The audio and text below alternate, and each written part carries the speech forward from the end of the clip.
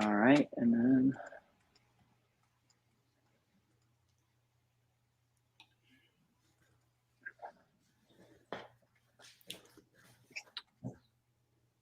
should be live now, and it's just taking a couple of minutes for people to start joining. If you're just joining us, hello, welcome. Please let us know where you're logging in from in the chat. That would be amazing. Yeah, it's so good to see you, Mr. Lanny Morton, and great to see you too. It's hey everyone, I'm John Assaraf, a good friend of Brian Tracy's. I think now for 25 years or so. So it does take some people to join, and yeah, this is very normal. Looks like we got 52 people jumping on already, and it's been a short amount of time. All right, now it's filling up. Hey, welcome everybody. Please let us know where you're logging in from. Put it in the chat. We'd love to see where you're at. And then, all right, we're live there too. Great. Let's see, what do we got? And we have nobody that is putting where they're from in the chat, which is, it's a little depressing, to be honest. Oh, there we go. Brian Tracy is the best from Steph. Thank you, Steph, because now we know it's actually working. So totally appreciate you, because at one point, you have that moment of just like, is it really working or not? So thank you, welcome. We got Pam from Hendersonville, Tennessee, welcome. Think Time, greetings from Chicago, welcome. Chris, Dallas, Texas, welcome. Looks like we got the Netherlands in the house, South Carolina, Nigeria. Let's see, we got Salt Lake City, Pennsylvania, Ursula, welcome. Lois in New Orleans, welcome. Jimmy from Florida, welcome, Jimmy. Bardia, San Diego, baby, that's right. That's where John is right now, and that's where Brian is right now. We're going to talk about Brian in a minute. Looks like India, Pratik. Hope I said your name right. Welcome, good to see you. Mikey from Sydney, Australia, welcome. JMC from Fort Lauderdale, Florida, great to have you as well. And Bardia Rahim with a money sign and a happy lovey face. I like that combo. That was a nice emoji combo. We got Iran in the house, Colombia, Eastern Canada, Kurdistan, Poland, Mexico, Colombia, Florida, Ecuador, Mexico, Austin, Texas, Ukraine. Welcome, Ukraine. Hope you are doing well and staying safe. Cairo, Egypt, India. This is from everywhere, John. There's a lot of people from a lot of different places. World, Brazil, England, Hungary, Servus in Hungary, Montreal. Janedi, bonjour, bonsoir, ça va? Hey, Laura from San Diego. I'm here from Australia. Where are you now, Lanny? What did you say? Where are you residing now? So, ironically, definitely not the smartest guy on this live cast, that's for sure. Because Phoenix, Arizona just broke 106 straight days of over 100 degrees. Oh my God. We had like, I don't know how many days in a row of 110 plus, but I mean, it's just been brutal. I normally go to Europe for the summers, but I'm regretting my choice to be in here. Winnipeg, Canada, Naples, Florida. Okay, awesome. They're rolling in. So a couple things. First of all, I want to introduce John. John, do you want to explain what happened to Brian, or do you want to? Let me talk about you for a minute first. Yeah, let's talk about me first. Right? Let's jump in the lake of you. Let's go swimming in the lake of John. Anyway, John Assaraf, he is a New York Times best-selling author, many books. He's been featured on the Ellen Show. He was in the movie The Secret. I personally have gotten to know John really, really well, and he's an amazing guy. And one of the things about you, John, that I love is I remember when we first started working together way back when, and you have this perception of somebody when you see him on camera, because you're really good. You're number one or number two ever on camera as far as being able to do what you do. But then you have this authenticity and honesty that I've never experienced from somebody who's can I call you a guru, or, somebody in your business, you know what I mean? So that's what I appreciated most about you was your vulnerability and your authenticity. So that's what I don't think a lot of people get to see, but that's my favorite part about you, John. So John, you want to talk about Brian? Tell him what happened, or do you go ahead? So everyone listen, Brian and I have been friends for I don't know, 25 years. I'm in the personal development arena. As Lanny mentioned, I wrote several New York Times best-selling books. Not as many as Lanny. I'm sorry, not as many as Brian, he writes like a book a month. But my passion is really helping individuals shatter their limitations, upgrade their mindset, upgrade their skills, so they can achieve their goals and fullest potential a little bit faster.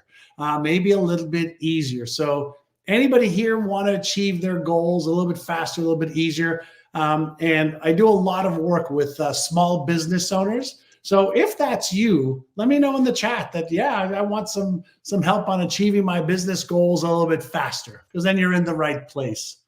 I've been fascinated. Hey, Laura, and let me know in the chat, what do you do? What's your business, or, what is the career that you have? And what happened is Brian said, hey, I know you've been working on some really cool new things around the human brain. I've been a behavioral neuroscience researcher for 43 years now. And so I study how this thing that you and I have, the brain, works. And so what causes one person to succeed, another person to fail or not succeed as well. So Brian said, John, you've been working on this new book called The $1 Million Neuro-Marketing Machine for coaches, entrepreneurs. And I wrote this smaller book. This is about 55 pages.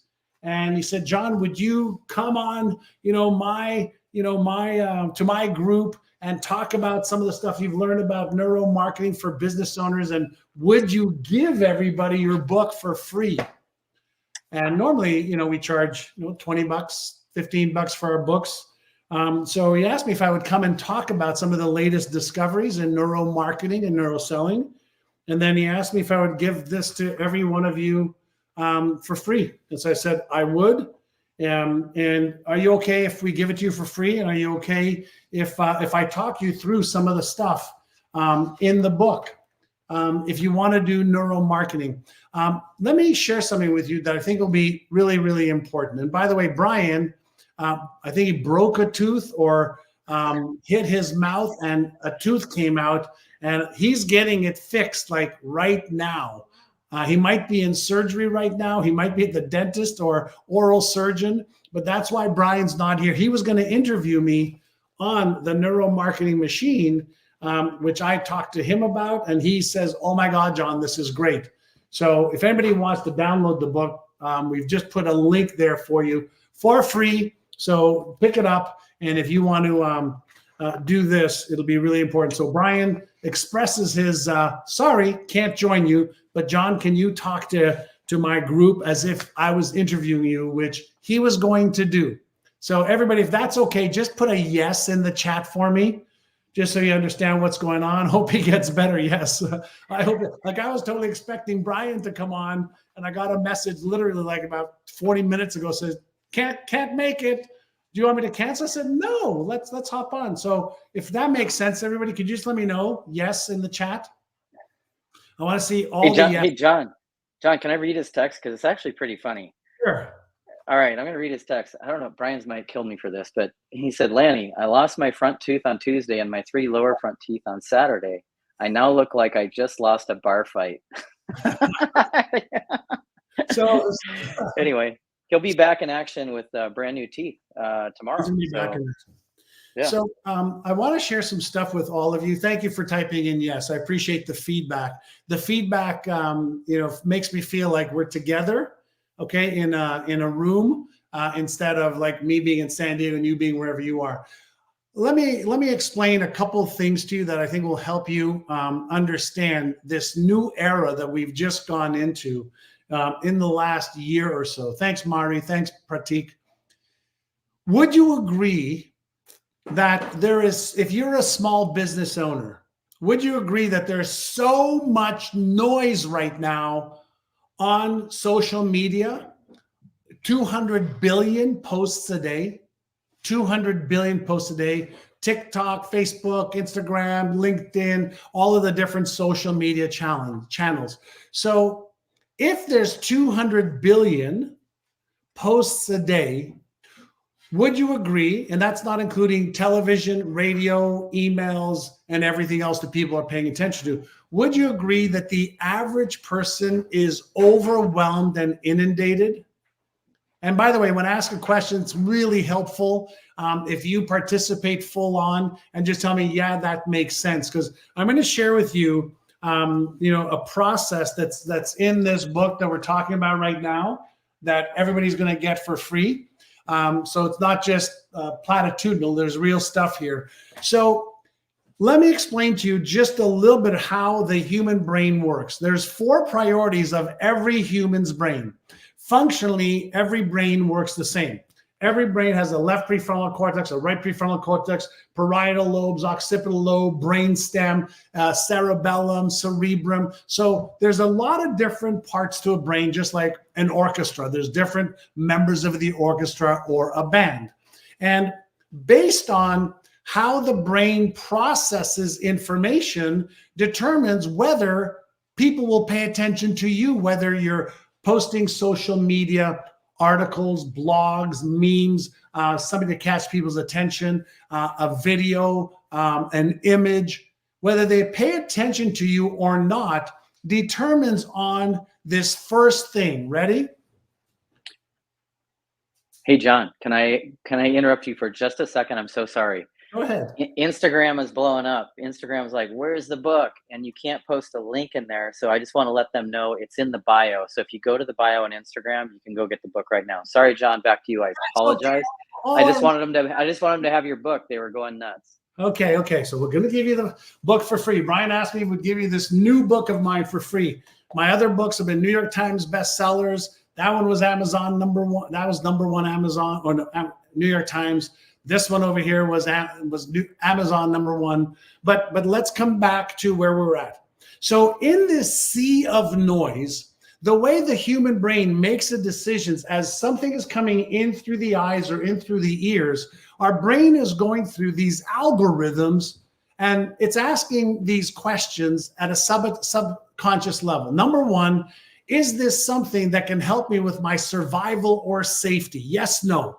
If it's survival or safety, our brain says, okay, pay attention, Mr. or Mrs. Conscious Brain. If there's something to do next in line around avoidance of any pain or fear or frustration or something that's irritating me right now, it doesn't matter if it's a shoulder ache, a backache, a hemorrhoid, you're not making enough money, you're worried about too much weight, or you're worried about a divorce, whatever it is that you are either have a pain, a fear, a frustration, irritation, as well as if there's a goal that you want to achieve and aspire to have, anything in that category gets processed in the subconscious mind. There's a place called the thalamus, and it sends a signal to your conscious brain. And then there's a part of the brain that wants to make sure you don't use up too much energy, so your brain and every other brain is lazy. So when you're doing marketing, all of your marketing, according to the latest neuromarketing research, is this. Number 1, and let me ask you this question. Let's do some of the work right here. Do you know the ideal profile of who wants, needs, and can afford what you have if you're a business owner right now, right? Who wants what? Who knows who wants, needs, and can afford what you have right now? Now, why do we start off with an avatar? Is because the old days of trying to market to everybody is no longer working. You have to market like a laser versus marketing like the sun. Sun is general warmth, laser can cut through steel. So the first thing that we need to do, right, is to develop an avatar, all right?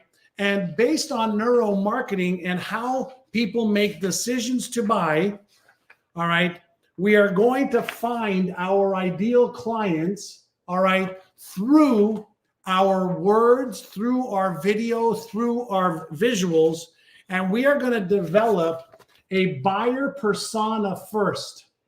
And the reason we're creating a buyer persona first is if we can identify 1 or 2 or 3 avatars, people who want, need, and can afford what you have, then we can go to what we call is the next step in the process is to create a neuro-marketing message. Now, why a neuro-marketing message versus just a general marketing message? Well, the reason we want to attract or create a neuro-marketing message is when somebody reads whatever you have written, when somebody hears, okay, what you are saying, if it doesn't line up with either A, their biggest pains that they're having right now, or that they are concerned about, their biggest fear of being embarrassed, ashamed, ridiculed, judged, rejected, fear of loss, fear of not having enough money, fear of being sick, fear of dying, whatever the fear is, or whatever pain they have, if we don't hit the right prospect with the exact right message, pay attention to this because this is fascinating. 99.9% of the incoming information is deleted or distorted if there isn't a perfect match. So if somebody's on Instagram, Facebook, LinkedIn, TikTok, if you're not connected with them, let's say because they want to have some fun and escape, if you're not connecting with them to solve a pain that they have, and we will do more to avoid pain or discomfort than we will to gain pleasure. And one of the things in the Neuro-Marketing ebook that we're going to give everybody for free, and you can thank Brian Tracy for that, is to be able to create marketing messages and then create different types of content to reach different types of avatars with different types of pains or fears or frustrations. So you don't want to be talking about, a pain, okay, that somebody might be having a pain in their back, and also be talking about something else in the same message, unless it's we meet them at the pain and then lead them to the gain. Can somebody write that down either on Instagram or on one of the channels that you are on? Meet them at the pain, lead them to the gain. And for those of you that are just joining, unfortunately, Brian had some issues with some teeth that got knocked out. And so he asked me to hop on here and instead of an interview to share with you what I've written about in my new book, The $1 Million Neuro-Marketing Machine. But more than that, he asked me to go through some of it with you and then to give it to you as a gift to help you with your small business. So can everybody just say thank you to Brian Tracy in the chat? So how do we do some of what we're doing, right? How do we grab people's attention in this sea of noise, right? So first and foremost, we create 1, 2, or 3 different avatars, people who want, need, and can afford what you have. Part 1. Part 2, we discover, okay, what is their biggest pain or fear or frustration or irritation right now, and what do they want to move towards? And here's my question for all of you. Do we do, as humans, more to avoid pain, or do we do more to gain pleasure? Which one? More to avoid pain or more to gain pleasure? Which one? Let me know in the chat. I can see some of your chats over here on the left, on the right side of my screen. So from a brain perspective, does the human being do more to avoid pain or more to gain pleasure or a result we want? And Eduardo and Janetti and Loretta and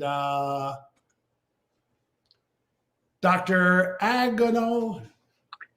John, my money is on pain. Just wanted to go out on a limb there. We do more to avoid pain. We do more for protection. We do more to move away for something, and that's really, really important. Pay attention to this. Real or imagined pain or discomfort right now or in the future. We assimilate and feel pain in the present moment based on the anticipated pain we might feel in the future. Or if we are in pain right now, We want to meet somebody there. Like, does your jaw hurt? Does your back hurt? Are you out of money? Are you out of time? Are you worried about your retirement? If we can meet them at the pain that's real or imagined, or meet them at the discomfort or something that's frustrating them, and then show them a path, not tell them a path. So for example, step one in what I teach in the $1 Million Neuromarketing Machine, step one is create an avatar who wants, needs, and can afford what you have. So we create the person who can really resonate with what we have. And Mercedes will give you a link to get the book for free, which is thanks to Brian Tracy. I normally don't give away my books for free, but I will give you this one. So number one is that. Number two is we create all kinds of marketing. And one of the things we highly recommend, and I know Lanny's an expert at this, Brian's been teaching this, and that is use AI to help you. ChatGPT is great. Claude is great. There's a variety of AI tools. And if you take your avatar and you put the avatar into ChatGPT and you ask ChatGPT to help you, and if you put into ChatGPT, here are the pains, the fears, the frustrations, the irritations, come up with some articles, some videos, some memes, some content pieces for Instagram, LinkedIn, Facebook, YouTube, or TikTok. AI will help you with that. Are we good so far? So we have the avatar. We know the marketing. We're going to go into where they are looking online or having fun online. And here is your number one goal. Are you ready? Stop the scroll. Stop the scroll.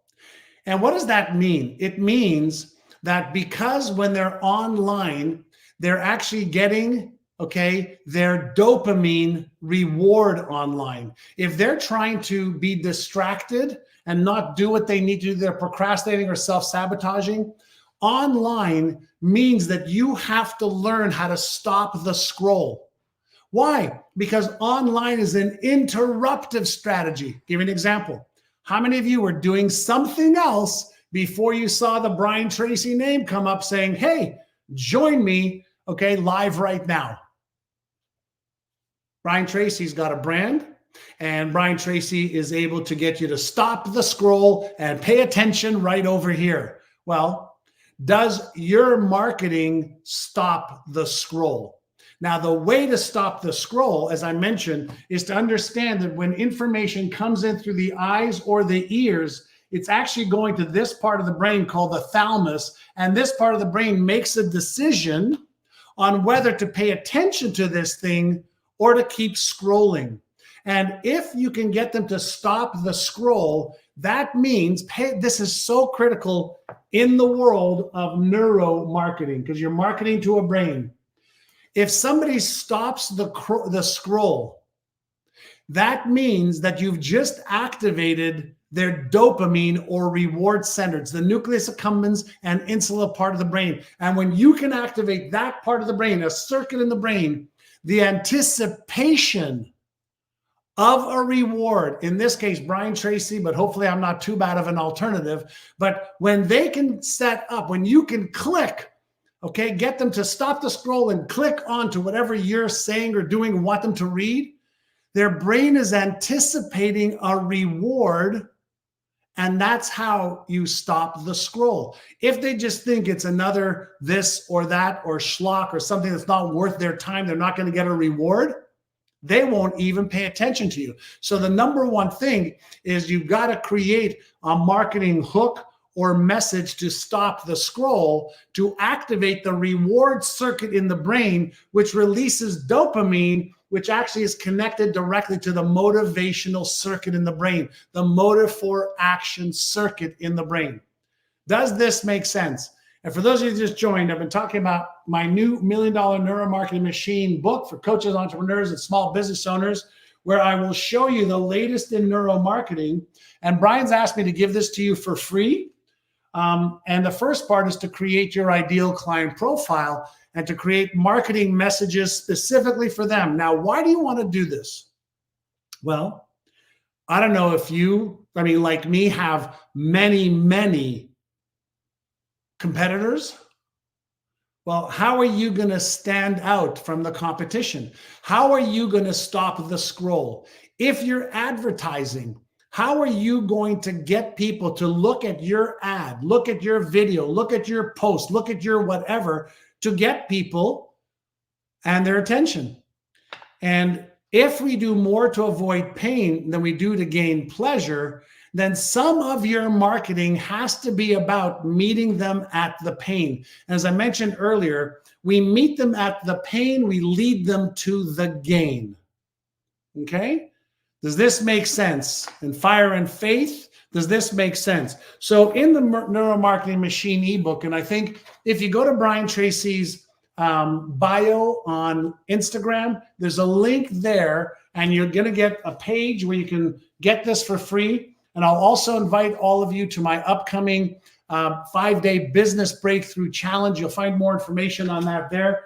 But I'll give you access to this right now on how you can grab people's attention, how you can engage with them, how do you inform them and get them ready for an offer. There's an entire process to go from grabbing attention to engaging and educating to informing, so they have enough information to determine whether they want more of your program, product, or service, so that you can get to an offer at the right time. At the right time. Think about this. I want you to imagine that you're single. Now, some of you may really like that. But let's say you're single and you're at a restaurant that has a bar for, a tea or a cocktail. And somebody that is attractive to you walks in the front door. And as they walk in the front door, you're sitting in a place where you could see them and they can see you. And your eyes lock. And you find them very attractive. And you notice that they look at you and they give you a little smile. Doesn't matter if it's a male or female, doesn't matter. But there's an instant electric chemical reaction, right? Nothing's been said, but just because of the look, something about them, something about you has caused that spark. That's called getting attention. But imagine they walk over to you, and let's create a scenario where it's a guy at the front door and he's going, to walk up to a girl that he finds attractive. And imagine if he goes up and her girlfriend next to her is like, taps her on the arm and says, he's coming over here. And the guy comes over to you and he's getting closer and closer and closer and closer. And you notice your heart is beating a little bit. And you notice that you're a little bit nervous. And all of a sudden he comes up to you. And before he says anything, he says, hi, do you want to get married? What? It was perfect up until then. So from a neuroscience perspective, from a neuromarketing perspective that leads to neuroselling, we have to know how to get attention, how to engage, and how to lead a prospect so that they feel trust and rapport first, to lower the defenses of self-preservation. The human brain is always looking for things that can harm you, a person, a thing that you buy, traffic. Does that make sense? So what we want to do is create marketing and a process that kindly, gently leads a prospect while feeling safe towards an outcome where you can get to the point of an offer. If you do it before or too early, people just put their hand up. Every bit of marketing you do, pay attention to this. Every post you make, every video you make, every meme you make, every ad you create does one of two things. One, it causes people to move towards you because they want to know more. Or it causes people to move away from you because there's no interest. Now, in marketing, can you see my chart over here? 80, 15, 5. Your job in marketing, and especially in neuromarketing, right, is your job is to quickly remove the 80% who are the tire kickers. They don't want, need, or can afford what you have. The only people you want to market to is the 20. These people have some interest and can afford it. These people have interest, can afford it, want it, need it, and can pay for it right now. Your job is to connect with the 20%, remove the 80% as quickly as possible so you can qualify and make an offer at the right point. Does that make sense? So when we are doing neuromarketing well, we get people to opt out because our messaging is so precise. Your job in marketing is not to tell people and show people how good you are, your program, product, or services. Can anybody guess what your number one priority in marketing is? What's the number one priority in neuromarketing? What is the number one priority in neuromarketing? And for those of you that just joined, we've been talking about content from my new $1 Million Neuromarketing Machine book. You can get it by downloading it in the chat. I'll also give you an invitation to my 5-day business breakthrough challenge that starts next week on August 20th. But if you want to understand social media platforms, email marketing, and what to do, if you want to understand funnels and landing pages and websites and what you need to do well for search engine marketing, what is the number one thing you need to do, all right, in marketing? Can anybody give me a guess? Your number one job is not to let them know how good your program, product, or service is. It's not to tell them what you can do for them. All right? I'm going to let you take a moment to think about it. Think about this. Is your job to let them know about you or to have them feel you understand them almost better than they understand themselves? So let me give you an example. If you're a small business owner, how many of you are experiencing a hard time getting a lot of qualified leads? You're in the right place. How many of you are experiencing that sometimes it's hard to sell and so you have sporadic revenues and cash flow? How many of you are experiencing an enormous amount of competition and it's harder to get people's attention? You're normal.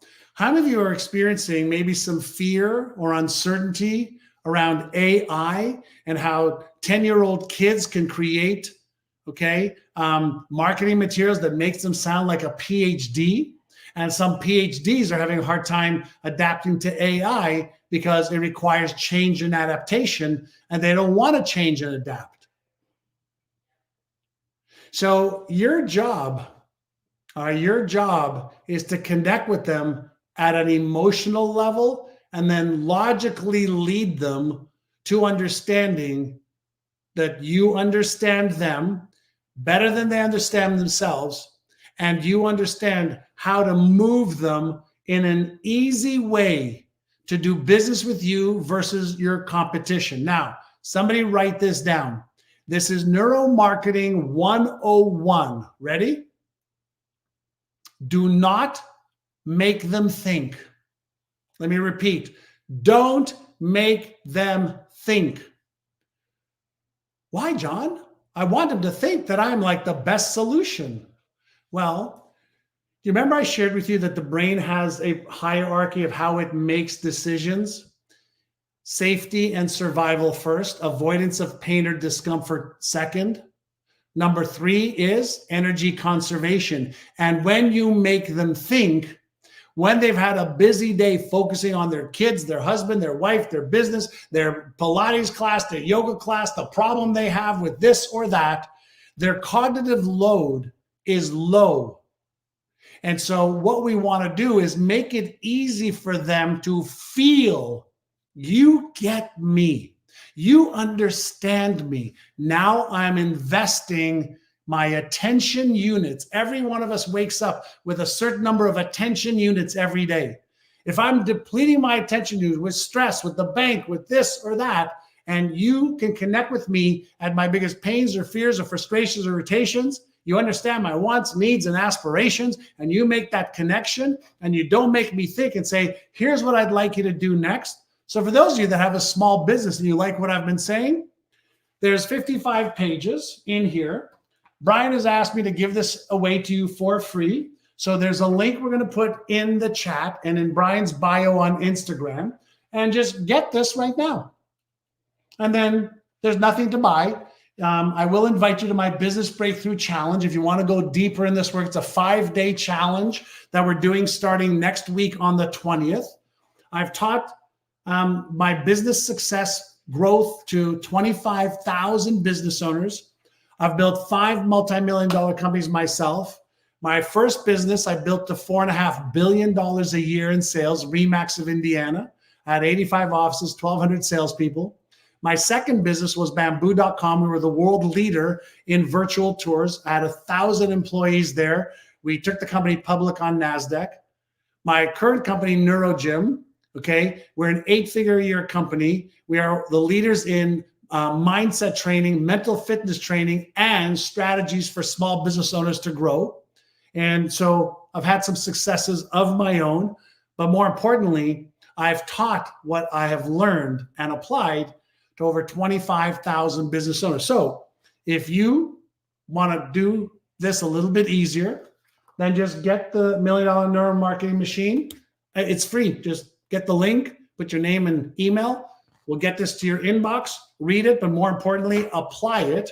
And if you want to join me next week for the Business Breakthrough Challenge, you can. But here's something I want you to be aware of. Every business needs to market themselves. And if you're going to be marketing yourself, you want to do some proper search engine marketing, but that's more of an advanced technique. The first part above all else is you've got to target the right people with the right message to stop the scroll. If you get to stop the scroll, then you move on to number 2. And that is you help them. You pay it forward by giving them solutions to their biggest pains, fears, frustrations, irritations, wants, needs, and aspirations. And if your marketing follows that line, you can grab their attention, you can engage, you can inform, and then you can move to what we call is an irresistible offer. Give them an offer that is so good for whatever the next behavior is that they don't have to think. Hence, we have don't make me think. Make it easy for me to say yes to you. Too many of you are making it too hard because you're asking for a kiss and you haven't earned the right for a kiss yet. And you haven't earned the right, okay, to get married yet. You haven't earned the right for the thing that you're asking for next. But if you lay it out in simple, easy to follow, easy to say yes to patterns, then guess what will happen?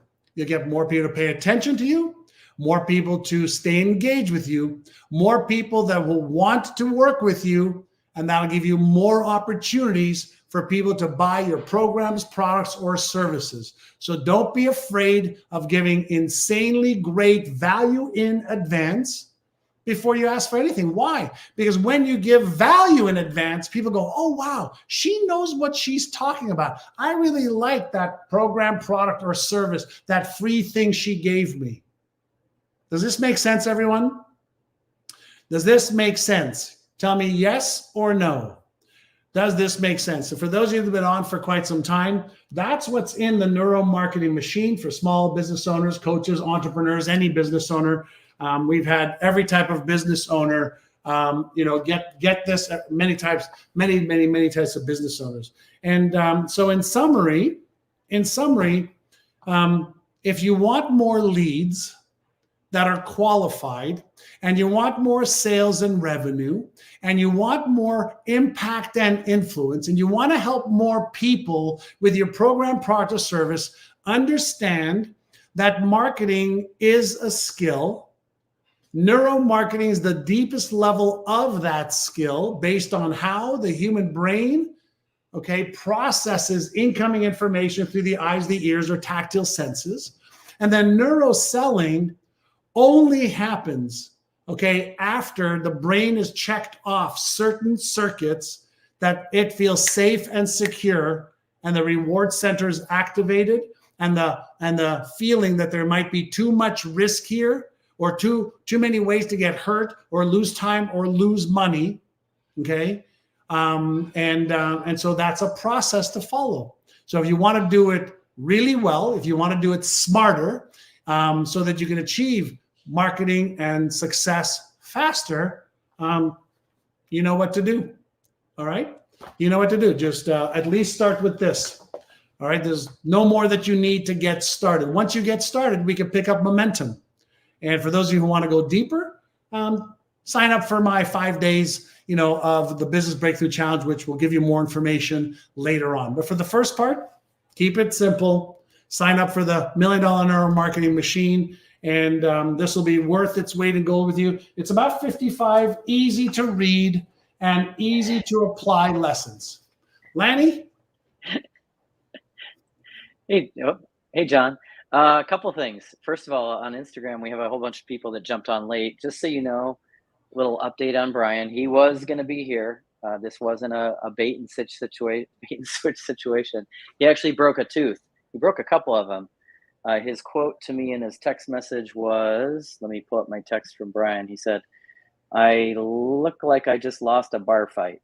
So he will be back at it tomorrow. Looks like he's going to be all fixed up, and he'll be back in the swing of things by Wednesday, Thursday. So anyway, I just wanted to clarify that on Instagram, because a lot of people are like, "Hey, where's Brian?" Where's Brian? He was going to be here, and we missed him, and we're sad he wasn't here. Well, John, I love that, John. Yeah, Brian and I have been friends for 25 years. And he said, "John, let me interview you. I loved reading your new book, and can you give it to everybody for me?" And I said, "Of course I will." And so we thought we'd come and teach you some, and then give you the book as our gift. Brian or John, would you be willing to, if people are willing to ask a few questions, would you be willing to field a few questions? Are you cool with that?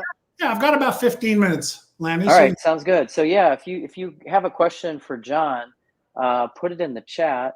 That would be awesome, and then we will get that going. In the meantime, John, when you talked about fears, that's the thing that's been the game changer for me as far as marketing and business, is actually having the fears, AI generated fears. Some of the things that I'm able to do and some of the things I'm able to create because of that are just, it's like next level, and what I do is I just not only go to the fears, but I say the hidden fears, the language that you used on that. I'm actually going to go back and watch the recording, because you were like describing things. I'm like, oh, that's going to be a prompt. That's a good one.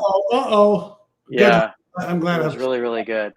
Okay, so somebody asked hold on one second. Somebody asked on Instagram, how do I get the book? It's in the bio. And listen, I'm not like a social media person at all. It's hilarious. I never got on social media. I just copy and paste it into the bio on Instagram. Will somebody on Instagram just say, is it working or not? Did I do it right? Because maybe I didn't do it right and I need to fix it. So if somebody on Instagram was able to get it, let me know. All right. Let's see. Got X Steel Graphics says, "Can't wait to read the book." Me too, John. I haven't seen it yet. I'm going to be downloading it and printing it out right after this is over. You got me interested. What questions do you have? Go ahead. Here's something I want everybody to know, something around the word fear. The fear circuit in the brain is controlled by a place in the brain called the amygdala, which is the emotional control center of the brain. And there's one of those on the left side and right side. And there's 50 different types of fears that people want to move away from. All right. And Ayula, the answer is yes. It doesn't matter what business you are in. You can use neuromarketing and neuroselling in any business, because you're selling to a human brain. And just so we're clear, everybody, selling is doing something for somebody, not to somebody. Selling is a service business. Marketing is connecting with the people that you can serve the best, because they have a need for what you have, and you can show them how to solve that need. Does that make sense, everyone? But there's 50 different types of fears that we have as humans. We're not having a whole lot of questions come in. There's some over here on Yeah, my. go ahead. So Kira or Kyra, the only thing we have to fear is fear itself. That's baloney. I know that Teddy Roosevelt said it, but it's a really nice quote. No, some fear saves your life. It's an early warning detection mechanism that works like a radar does, on a boat or a plane, right? So all the incoming information that we're getting through our senses, our brain is processing against everything in our memory bank around that thing. And it is giving us a signal in the form of an electrical signal followed by a neurochemical release of cortisol, epinephrine, or adrenaline. And based on what is in that bloodstream will determine whether our motivational circuit gets activated or our fight, flight, or freeze circuit gets activated, the sympathetic or parasympathetic nervous system. So what we want to make sure of is that we don't have this awful idea about fear. Fear can be your best friend. When you learn how to turn fear into fuel, you release the neurochemicals of fear, but you also can activate the reward center at the same time. And that's actually called a flow state, which many of the Olympians used just over the last couple of weeks. All right, John, here's a good question. If you don't mind, I'd love to take this one if you don't mind, because Sure, go ahead. Yeah, this one was, can you use this type of marketing to get rid of the looky-loos for marketing to rent your home? And does your book explain how one might do that? And I'll just say this, because I do a lot of this. I have not as many as John probably on the rental portfolio, but like disqualifying the people you don't want is super powerful, like really powerful, because what happens when you speak to the people you don't want and tell them you don't want them, you're actually magnetizing or attracting the people you do want. Because in general, the people you do want don't like those people either. John, what do you think about that? Would you agree with that? Listen, so let me give you an example. If you have a small business and you'd like to grow it smarter and you'd like to achieve your own potential faster, you're in the right place. If you don't have a business, you may want to invest the next 30 minutes or an hour somewhere else, because I'm going to be talking about how to grow your small business using neuromarketing and neuroselling techniques. So you're being kind and gracious by letting me know this is not for you. This is for you if, but this is not for you if. So language patterns are critical to all marketing. Yes. I had somebody that said this was an interesting one. They're in a country, I think it was Venezuela, where it's a little tough going. It's not the most environment. There's certain places where entrepreneurship is probably a little bit easier than others. What advice would you have for somebody who's in one of those markets or one of those countries where it's just a little tougher than other places? Money's not falling everywhere like it is in some places. So everybody write this down. If this is the only lesson you learned from me today, is this: you always find an abundance of what you believe and what you focus on. Now, how does the brain work? If you say, well, the marketplace is bad, the interest rates are high, not a lot of things are happening, it's really hard, it's really tough for me, because your $100 billion brain says, let me show you all the evidence for that being real. All right. And for those of you that just joined, they were asking about Brian. Yeah, he broke a tooth. He was going to be here. He's not here. We apologize for that. He was definitely planning on it. He'll be back in action probably by Wednesday. He's getting dental work done tomorrow. Yeah. So sorry about that. So then go ahead. So no, Brian will be coming back, and hopefully he'll be a lot better with some nice new teeth. Yeah, I'm looking forward to seeing that. All right. How much time you got, John? You got another minute or two, or you got 5, 6 minutes? So I want to address something that I think it's Kira Harlamore says. There's two things, right?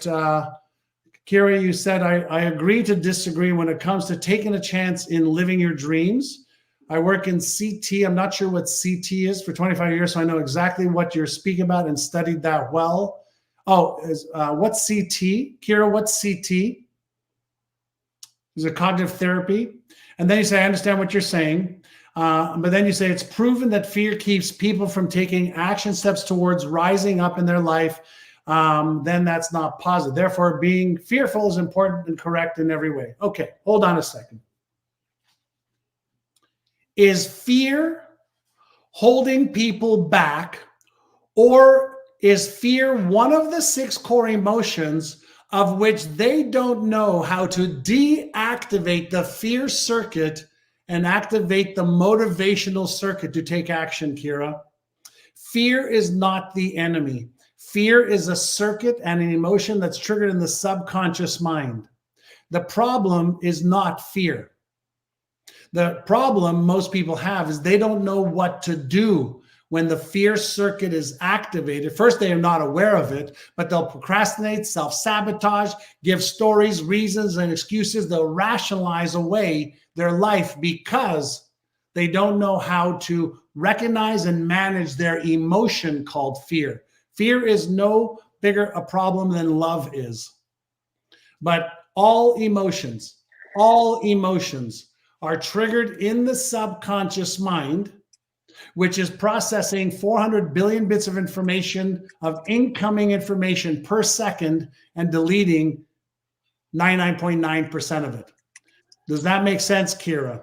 So it's both what? Right, so it's both what? I need to understand. John, one of the things that I had a coach that was that worked with me on fear and actually used fear to help me do stuff that I didn't want to do. And he had a concept called a behavioral contract. And I'd talk to him once a week, and he would tell me, he'd say, okay, you're going to do this one important thing, and there would be a thing that would be awful, Yeah. you know? Carrot And he and was, carrot and yeah. So he was having me access my fear center as a motivational thing. It was like, I remember one of them was like, I was going to do this thing, or I was going to go down to the shopping mall in a Speedo and go end to end in a Speedo. And I'm like, oh, there's no way. And it's funny because the thing became really easy after that. I was like, oh yeah, this is done on Tuesday. Yeah, that's called a mental contrast frame. So when you take a fear, I'm afraid of, let's say I'm afraid of being embarrassed, ashamed, ridiculed, judged, rejected, unloved. I'm afraid of being disappointed. I'm afraid of failing or succeeding. I'm afraid of losing or winning. I'm afraid of this or afraid of that. That fear seems bigger than us because it's uncomfortable. But if we contrast that against a fear that's bigger than the exact thing that we want to do, right? Then we will do the thing that is a lesser of the 2 fears. So sometimes when we understand, what is it that we're afraid of? Let me give you an example. How many of you are afraid of public speaking? Just let me know with a Y in the chat. If you're afraid of public speaking. Oh, wow. Brian's here. A Y in the chat. Can you see me? There we go. Oh my gosh. Oh my God. Hey, my friend. Dear friend, nice to see you again. You too. I don't have sound yet. No worry. Brian, give me 1 second. I just want to make a point for everybody. So everybody, are you afraid of public speaking, or are you afraid of speaking in public and being embarrassed, ashamed, ridiculed, judged, or rejected? Okay. Which one are you, everyone? Are you afraid of being embarrassed, afraid, ridiculed, or rejected? Or are you afraid, of public speaking? Okay. I can't hear you yet. I'm going to look, checking my sound. Okay. Sound is on. Hey, Brian, can you hear us? Can you hear us okay? Testing, 1, 2, 3, 4. Don't know what it is here. All right, well, Brian is on, Lanny, but I have to hop. That's okay. Off, and you guys can have some fun. Listen, everyone. We will. Thanks for investing the time with us. If you want to pick up the $1 million Neuromarketing machine, Lanny will share with you how to get it, and Brian can take it. Okay. Hey, John, thank you so much for being here. I really appreciate it. Thanks, everyone. All right. Brian, it's great to see you. I know you can't hear us, but we can hear you. But let's see. Jeff Spencer says, what are the things Brian said about your book and work? I'd love to hear his take on it, but alas, he's not here. Perhaps, Jeff, I'm not sure what you're looking for there. I'd be happy to answer for you while Brian's trying to get his audio going. One of the things, like I'm curious as to what you guys got out of what John talked about. If you want to put that in the chat, or is there anything you have follow-up questions on? I'd be happy to answer and jump in. My expertise is definitely on marketing and artificial intelligence. Happy to jump in and answer any of those types of questions. And I love fear. Like, honestly, when I learned how to take fear and turn that into an ally instead of an enemy, that is a powerful, powerful tool. The key, like I said, that behavioral contract where I take a thing and I say, okay, I'm going to do this thing, or I'm going to do this thing that's awful. It's funny how the thing I don't want to do becomes so easy. So anyway, and then somebody with the name of Employee Benefits Advocates, I don't think that's your name, but yeah, basically, if you go download the book, I'll put the link in the chat again. If you download the book, the very next page after you download the book gives you an invitation to John's upcoming program. And then it looks like we lost Brian. I'm sure he'll be back though, because he's fixing his audio. I want to hear the story of what happened to Brian's teeth. I don't know about you guys, but if you just joined us, Brian he said, this was his text to me. He said, hang on, let me read it to you. Brian's, oh, here he comes. Let's see if he's gone. Me. All right. I can hear you and see you. Again. How about now? Can you hear us? I just don't have any sound. Yeah. Okay. Let's do this. Unknown caller. Hey, it's me.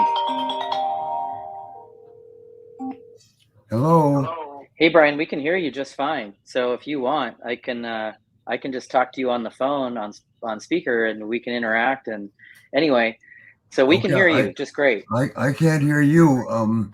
That's okay. You can hear me on your phone right now, though, right? I can hear in the phone. Yes. Yeah. So just keep your phone on. We'll talk.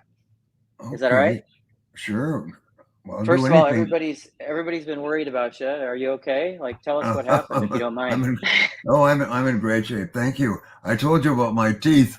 I saw my dentist made an emergency run yesterday. I went to his office Sunday afternoon, and he fortunately had a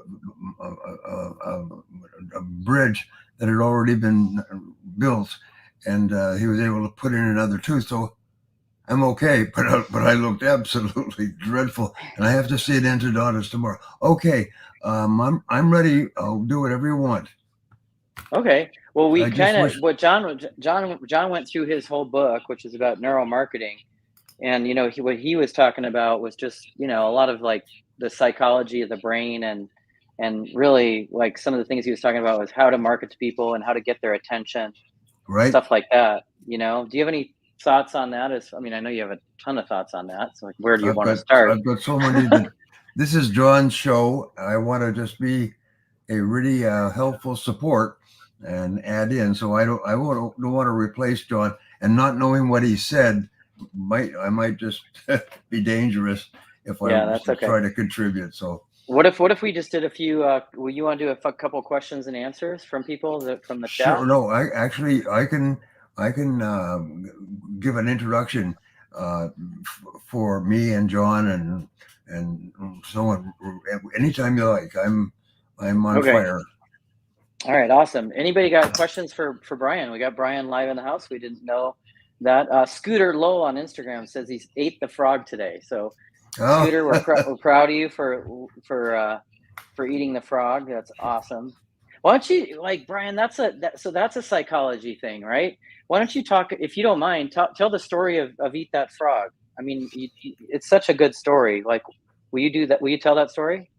Well, sure. The most important thing in life is results. If you, in terms of business, it's results. It's getting the results that are expected of you. And of all the results, some results are more important than others. In other words, some results further your life, get you promoted, make you money, eventually make you rich if you get those results consistently and get better and better at them. And so what happens is that people have a natural tendency to procrastinate on the biggest results. And we call that the frog. And Mark Twain summarized this in the last century. He said that if the first thing you do in the morning is you get up and you eat a live frog, you'll have the satisfaction of knowing that's probably the worst thing that's going to happen to you all day long. And your live frog is your biggest, ugliest task. The expression is always do the worst first. And the worst is the biggest and ugliest, but it's the one that contributes the greatest results to your life and your fortune. It's interesting. I had a man come up to me at a seminar, 2,500 people at a really high class black tie dinner in Washington last year. And he said, Brian, you're Brian Tracy. I said, yes. He said, you changed my life. You made me rich. You changed my life. You made me rich. And I said, well, thank you, because I've heard that without exaggeration 1,000 times. You changed my life. You made me rich. So I said, well, what was it about my materials that were so helpful to you? He said, it was the goals and eating my frog. He said, when I had very clear written goals, and then I looked at the goals and I said, what is the most important thing I could do to achieve this goal? Then that was my frog. And what I did is I made it a habit, and this is really an important, a whole new subject I'm working on. I made it a habit to start every single day by eating my frog, by doing the worst first, by doing the biggest and most important and most valuable task before anything else, because that's the one you're most likely to procrastinate on. Now, it takes a day, a week, a month to develop a habit. But at the beginning, as Goethe said, everything is hard before it's easy. He said, habits fall into that category. He said, new habits are very hard to develop, but easy to live with. Bad habits are easy to develop, but hard to live with. And once you develop a habit, it becomes automatic and easy. When you breathe in, breathe out, start on the most important task for your particular goal, you accomplish so much more. And the psychological, the personal, the financial benefits of that are quite extraordinary. So you'll find that all successful people are people who start with their most important task. So let me just leave you in answering this question with one of my favorite quotes. It's from Warren Buffett. And Warren Buffett was asked, he's now worth $36 billion. He's one of the richest men in the world, started with nothing. And he's asked, what is your secret to success? And Warren Buffett is a very, very likable man. He said, oh, Ed, that's very simple. He said, I just say no to everything that is not the most valuable use of my time at that moment. I just say no. And so I always remember Nancy Reagan's campaign against drugs, just say no to drugs. Well, if you want a secret to success from me, here it is. Just say no to anything except the most valuable use of your time at any moment.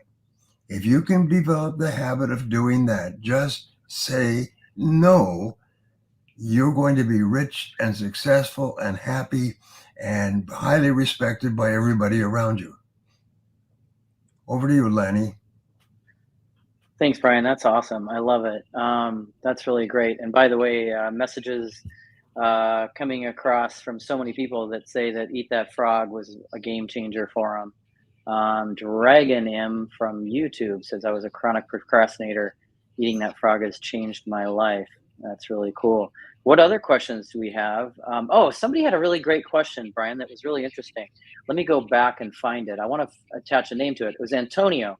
Antonio on Facebook said, Brian, what was your big frog when you were starting out? Like when you were younger and you were getting started in business, like what was your big frog? What was that thing you didn't like doing that really like turned the crank and really made results happen? Making calls, making sales calls. It always is. People don't realize that if you want to become a millionaire, and every person should set as a goal to become a millionaire. I have 4 children. 2 of them are already millionaires because they set it as a goal, and the other 2 are coming along. And myself, I'm more than that, I'm happy to say. And I started off with nothing, not even graduating from high school. And I worked at laboring jobs because they're the easiest ones to get. And when I couldn't get a laboring job, I got into sales. And sales was so difficult. I used to make 70 calls a day, 6 days a week. And I did that for a month before I made my first little sale.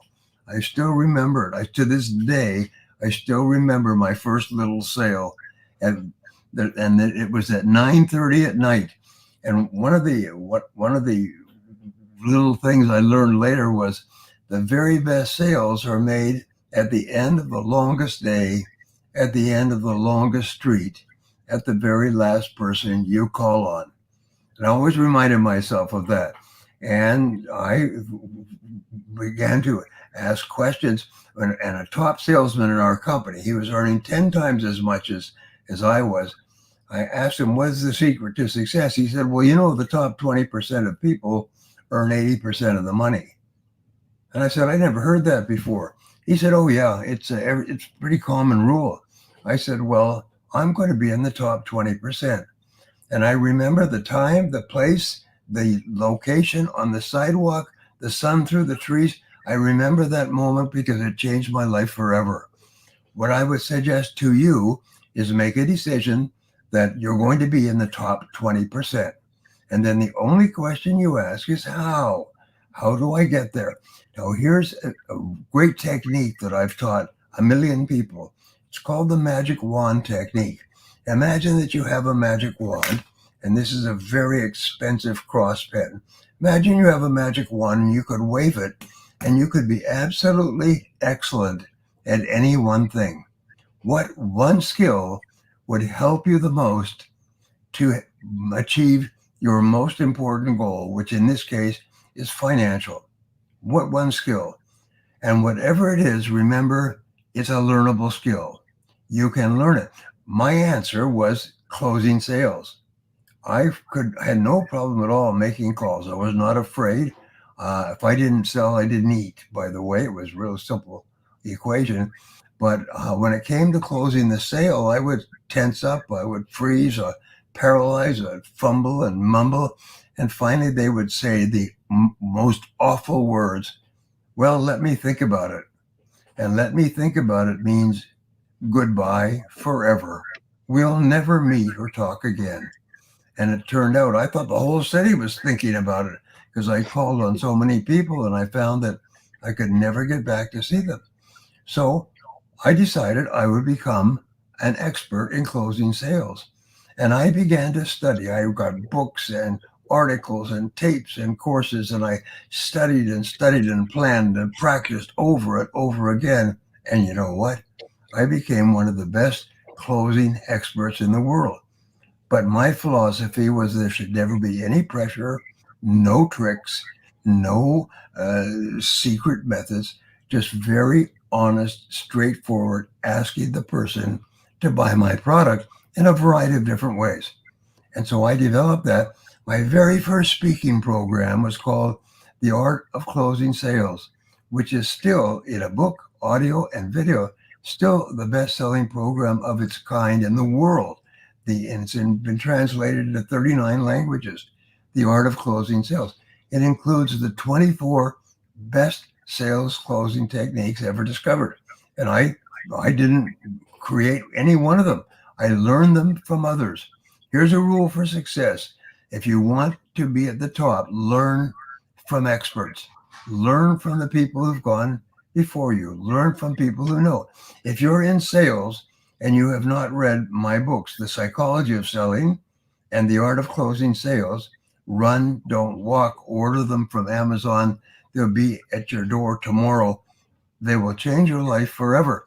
The most important thing skill that you earn, if you want to be a millionaire, is you've got to learn how to sell and how to sell comfortably and smoothly. and sell well and sell to individuals and groups and audiences. I used to sell millions of dollars of programs from the stage. And I developed a sales technology from the stage, and everyone was involved in it. It was very straightforward, and people would storm the product tables. We would sell truckloads of products to my audiences because of the technique. And it's not a secret technique. It was very open, very public, very friendly, and everybody laughed. And then they ran to buy programs. And you can do the same thing. Imagine two things. Imagine if you could close every person you spoke to in sales. Imagine you could close every person. And then imagine that that person became a permanent customer and they bought from you over and over again. What effect would that have on your finances? Well, both of those goals, making the sale and keeping the sale, are perfectly good, sensible business goals. And all the best business people have them. So those are my thoughts. And if you're going to be successful as an entrepreneur, you must do one of two things. You must be brilliant at selling yourself, which is simply a learnable skill. If you can drive a car or ride a bicycle, you can become very good at selling, very comfortable. You can enjoy the process of persuasion, and you'll be amazed at the difference it makes, getting the best tables in restaurants and so on. And the second thing is, if for any reason you're not cut out for sales, you must have a partner in your business who is really good at selling. The very best companies start off with one person who is really good at producing the product and delivering and financing and accounting, and the other person who is really good at selling it. And the person who's really good at selling it, you're going to have to pay them very well. But you've got to have what is called an outperformer, which is a superstar salesperson in your company, or your company will fall into the bottom 80% of companies that just struggle and never really become successful. Your job, your decision is to be in the top 20%. And the only question you ask is how, and you do it one skill at a time. Thank you, Brian. That was awesome. It was so good that I lost my train of thought about 10 different times. Okay, can I answer a question? By the way, thank you, Brian. That was awesome. Oh, hey, Brian, I have a question for you. This is random thought. Well, first of all, Brian, how's the AI going? Because we've been working together on AI stuff, and how are you coming along right now? It is fantastic, especially the website. You could put in any question, get any answer. And I was going up to see a bunch of guys that I went to high school with. We had a 50th, 65th anniversary. We're all turning 80 this year. And so I put together their names. There's 7 of them all together. And I tentatively called the book The Secret 7. And then I put it into to AI, and I said, give me a book title and 12 chapters on the subject of 7 guys who secretly come from different walks of life and are parts of a special ops force that does extractions, kidnappings, and assassinations, and how they would work together and how they were structured. And so just like that, I put it in, and it pumped up the title of the book, and then 12 chapters, and then each of the chapters was broken down into how it would be structured as a fiction book. The most amazing darn thing. And I did the same thing with my daughter. I said, let's write a book together on relationships and sexuality, which is her specialty as a PhD therapist.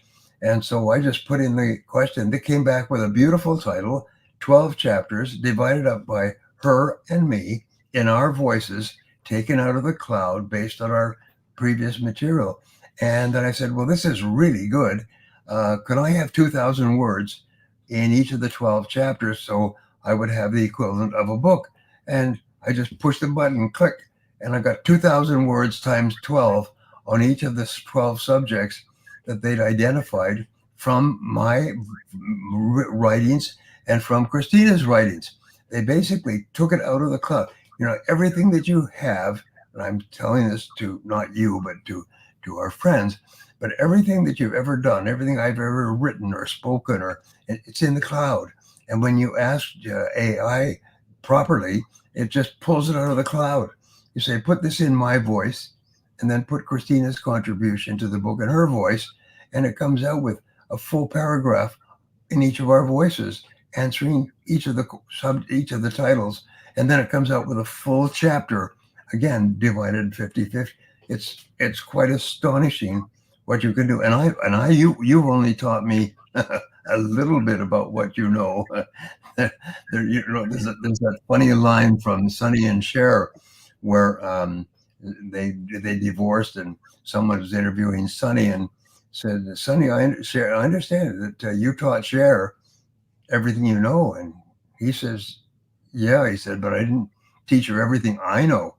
And that's my feeling with you, Lanny, is you've taught me everything I know, but you haven't taught me everything that you know.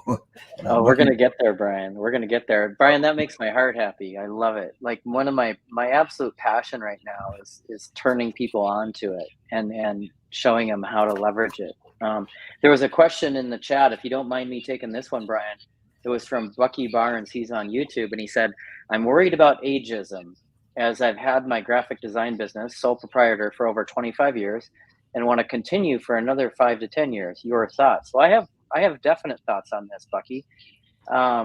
What's funny, Bucky, is like, if I gave you my resume, you know, not to be boastful, but it's pretty impressive. You know, it's like, you know, it's solid. You know, I've built multiple 7-figure businesses. You know, I've been featured in Entrepreneur Magazine. I accepted the Lifetime Achievement Award at the Webby Awards, the internet equivalent of the Oscars, like all this stuff, right? So I'm thinking, like, I'm the guy, right? If you ever want to like a dose of humble pie, go to like one of these Indeed sites or one of these places, put in your resume. But ageism, I believe, is a real thing. Like, it's all I could think of is like, people don't want to hire people that are older. I'm 55, so I'm not that old, but I'm not a spring chicken anymore. So I think ageism is a real thing. I think people that are older have a tough time, but I do believe that AI is the great equalizer. I think at any age, if you can understand how to leverage AI, especially as a graphic designer. So like, one of the things I'm really good at is I'm really good at producing like marketing materials, sales stuff. You know, Brian and I have been working with book stuff with AI, you know, getting people to buy stuff. But the graphic design implementations of this are endless. Like, you see here, this, you know, the Brian Tracy AI logo over here, that was created by AI. I did that. I'm not a graphic designer. Hopefully, Bucky, you don't hate it, but you know, I would play with that, you know, like reposition yourself as the AI graphic designer and get good at doing graphic design using AI. Because the thing is like, it's garbage in, garbage out when it comes to artificial intelligence. If you're putting in crap, you're going to get crap out. You as a graphic designer understand things at a different level than the general public will. So you're going to be able to create designs and unique art and application, because what is in your mind, you just put into the AI and let it create. You know, I don't know if that helps you or not, but I know I'm biased because I just absolutely am passionate about AI. But that's what I would do. I would play with it and see what you can create.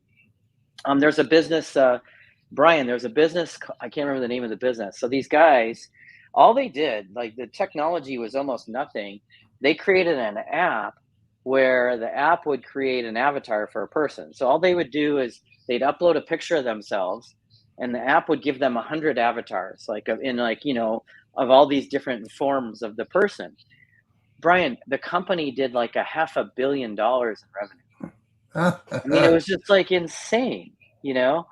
But the reason why it's such a powerful tool is because the value exchange and the time that it takes to create the value is so small, and the actual value to another person or company is so big. And that gap is why you can really create a lot of leverage and a lot of income using artificial intelligence. Anyway, I just thought I'd jump on that. What do you think, Brian? Well, here's an important point. When the internet, which was developed by the government, is used for intergovernmental communications, was made public, people didn't really know what to do with it, except it's sort of like a Facebook, is they would communicate back and forth, or sort of like a form of mail. And a man named Jeff Bezos, who had some business experience in investing, sales, and he came up with this idea that the internet could be used as a marketing tool. You could sell stuff on the internet, and people said, no, the internet's for communication. Look at Facebook and the other. No, he said, no, you could sell, you could take orders, you could deliver. And so he quit his job, and he and his wife drove out to Seattle, famous story. And he sat working on a laptop computer, looking at different businesses. And he came up with books. Books was simple. It was cheap. You could make an arrangement with publishers. You could take the orders, send them the orders, and they charged about 50% of the retail price. And so he could give a discount of 30% and make 20%. That was the basic business model. Today, Amazon has hit $3 trillion. Jeff Bezos makes $6,000 a minute just for being alive, breathing. And he's the second richest man in the world because he figured out, and now everybody, millions of companies are now using the internet as their primary form of marketing. It's the same thing with AI. When a new technology hits us like this, and I'm certainly not capable of identifying what will happen, it just opens up so many different opportunities. Now, here's the other thing. Whenever a new technology is invented, this goes back to my history in economics, what it does is it cuts off the most boring and the lowest paid work that it replaces. So people said, oh, it's going to take over the world. It's going to hurt the poor people and the actors and the screenwriters and so on and so forth. No, what that does is it takes away the least interesting, the most mechanizable tasks, just like the first machinery, the cotton gin invented by Eli Whitney, which went through the cotton fields and picked cotton, replaced hundreds of thousands of laborers who are now free to do more valuable tasks and to move up and to have better homes and cars and so on. So what AI is going to do, we don't really know, but everybody now knows that it's going to create opportunities and businesses and possibilities that are today are unimaginable. And I'm just beginning to see a few of them, just logical extensions of the work that I'm already doing. But what else will it be? And what else will it be? And so basically, just like when the internet came out, you had to learn how to use the internet. The internet was a fundamental part of your life. Today, everybody has to become fluent with AI, just as a basic requirement of being a participant in the modern 21st century economy. So that's, and I'm excited about it because I see just when I toy with it and just ask it questions, it gives me feedback that is absolutely extraordinary. I couldn't agree more, Brian. Obviously, you know that. So there's a couple. Montoya, I'm going to get to your question next, but first I want to get back to Fire and Faith, who's been frustrated a little bit because she's been asking this question. And her question is, Brian, I've been told that writing a book is the best way to market yourself. Is that correct? Well, I just had a 2-hour international interview with people from all over the world yesterday on the very same subject. And the answer is, it depends a little bit on what field you are in. If you are in the field of influencing and persuading others to do business with you or to buy your products or services, a book is an absolute essential. And the reason is very simple. There are many companies now that do co-authored books. I have a company called Tracy Publishing, which is online. And we do co-authored books. So we will work with a person who will provide one chapter. I will provide a chapter because I'm very well known. And then then we have 20 other authors who will provide a chapter, and we will help them to write the chapter if they're not capable of writing it themselves. And then they and me will be on the cover of the book, and they'll receive 500 copies of the book. Plus, we will market the book through all the marketing channels, including Amazon and the bookstores and everything else. Now, once you have a book, it may or may not become a bestseller, but once you have a book, we say, why is it that people buy from one person rather than another? The answer is because they have greater trust in that person. They have greater trust in that person's product or service. Now, everything that you can do to build a higher level of credibility, belief, confidence in you is going to get you business that your competitors are not going to get. And so if you take the word authority, people buy from you because you are an authority in your field. If you take the word authority, what are the first 6 letters? And the first 6 letters are author. And so a person who has written a book, that is available, or has written a book that they can give properly autographed as a business card to a potential client, has a tremendous advantage over a person who does not have a book. And many people have gone literally from rags to riches by simply writing a book. And the book may not have sold 1 million copies. And the average nonfiction book, by the way, sells 1,200 copies. 1,200 copies. So you're not going to sell 1 million books. Nobody is. I've sold millions of books, but I've written book after book after book, and I finally struck lightning and was able to sell 5 million copies of Eat That Frog, and 1 million copies of Goals, and millions of copies of other books. But it's very, very rare. However, having a book, holding up a book, handing a book to a prospective client, having your picture on the front, and a really good business-oriented title, like the last one we did, it was called Strategic Managing, and we've done strategic selling and strategic marketing. These are all subjects that are of great interest to business prospects. So what you do is you want to write a book with a title that will grab the kind of customer that you want to have, and you can do that. And by the way, with AI, you could do this far faster than you realize. It can take all the knowledge and information that you've ever assembled out of the cloud. You just have to sit there at your computer and say, give me a 12 chapter book on this subject in my voice with my knowledge and skill and background, and give me a good title for it as well. And bang, bang, bang, it'll give you a book outline. If you want to do a chapter, do one chapter. I like to be in a book called Strategic Marketing, and I need one chapter of 20 pages. What should be in it? And bang, it'll give it all. It's the stuff is extraordinary. I've published 94 books in 55 languages.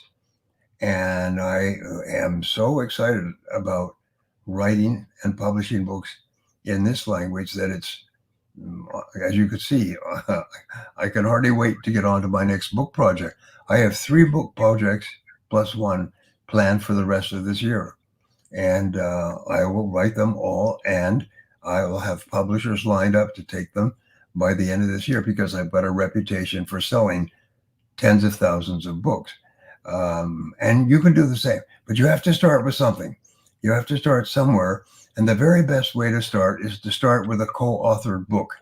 A co-authored book requires that you write one chapter, and we have specialists who will take your chapter and clean it up and make it a really marketable piece of writing. And then from there, that becomes your springboard. You can go on to doing half books, to doing full books, to doing multiple books. But when you have a book, you become a totally different person. I was talking to my client yesterday, the one that I was doing, its international call on books. And I remembered something I read many years ago that had a great influence on me. And it said, in your life, there are two periods.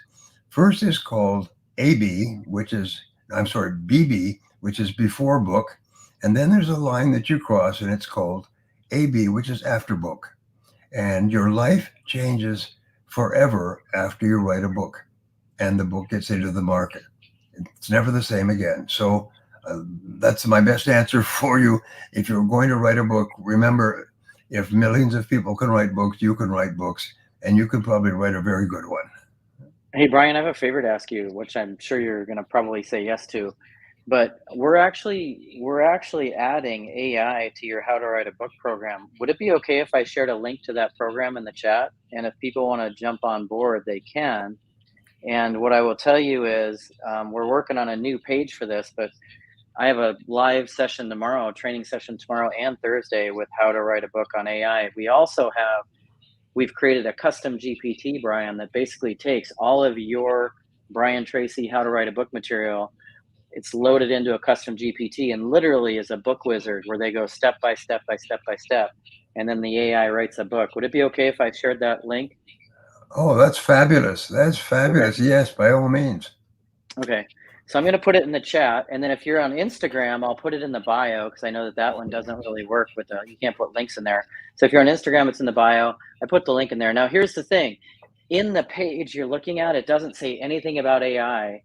It's a brand new product. I'm going to be working with you in a small group on Zoom, and we have a live session tomorrow, and it's a blast. It's not just about books. I'm actually teaching a lot of different stuff about AI and how to leverage it.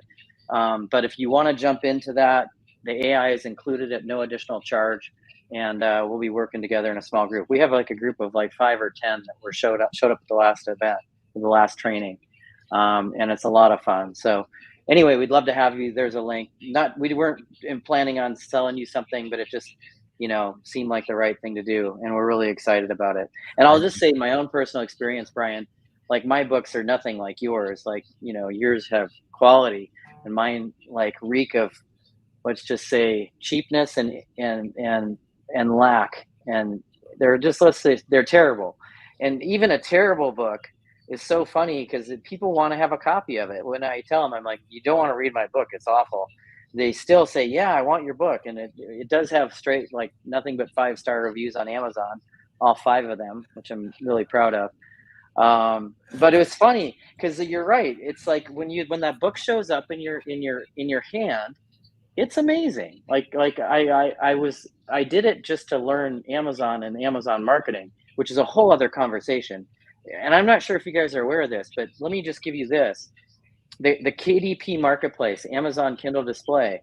Let me look it up really quick, what they give away. What they do is on Amazon KDP, they pool all the money for all the subscription money, and then they pay it out. And what they do is Amazon, let me just Google Amazon KDP payout for last month. Okay, I'm going to Google that and just see what the Amazon KDP payout was for last month. I get an email about it let's see, news. It's like $40 million a month paid out to authors. And basically what they do is they just count how many pages of your stuff has been read. And Brian, you don't even know this, but I put one of your books in there like 5 years ago. I was working with Branitize, and I was like, hey, we need to put one of Brian's books in there. And what's crazy about it is we put it in there once. So I did the work once. Okay, put the book in there. And the book has produced, I want to say, like between $15,000 and $20,000 in just marketplace revenue. So just from eyeballs, it's made like 15 or 20 grand. But the bigger thing is that you can actually put links inside the book for Kindle that lead to whatever your lead magnet is or whatever your opt-in is for marketing. So like it's a way to, like, what other advertise, because I actually a question I wanted to get to, I'll scroll back to it because we got stuck on this topic, was from I can't find it, but he said, what do you think of social media marketing? So like if we talk about marketing, right, like normally you have to pay money to get a lead, right? Right. what other ways can you like get paid and drive leads? So your book that's in the KDP marketplace is getting paid like 15, 20 grand and generating thousands of leads. Like, to me, that's pretty amazing. Far be it from me to ask, but where does that 15 or 20 grand go? Oh, it's going into the branditized pool. You're getting paid on it. It's all part of the it's part of the pot. I know that for sure. I'm not getting the money. Don't worry. I didn't set it up for myself. Yeah, but it's an amazing. So one of the things we're going to do, if you decide you want to do and I'm going to put the link in there one more time for the book writing thing. If you Right. get that, you'll be part of the AI training program for book writing, and it's done live in a small group setting on Zoom, and you'll get access to the custom GPT that is like, if you can't do that, then you have no, like Brian did it, and Brian, no offense, you're the most challenged person I've ever met on technology, right? Would you agree with that? And I'm not trying to out you, but it's not easy for you, right? You're old school. You're trying to make me feel bad, Lanny. No, I'm not. I'm sorry. I shouldn't have said that. But it is true. I am challenged. I'm technologically challenged. That's true. But what did you think when you went through that step-by-step process, though, and then it started writing the book for you? You know, where you picked the 20. It's phenomenal.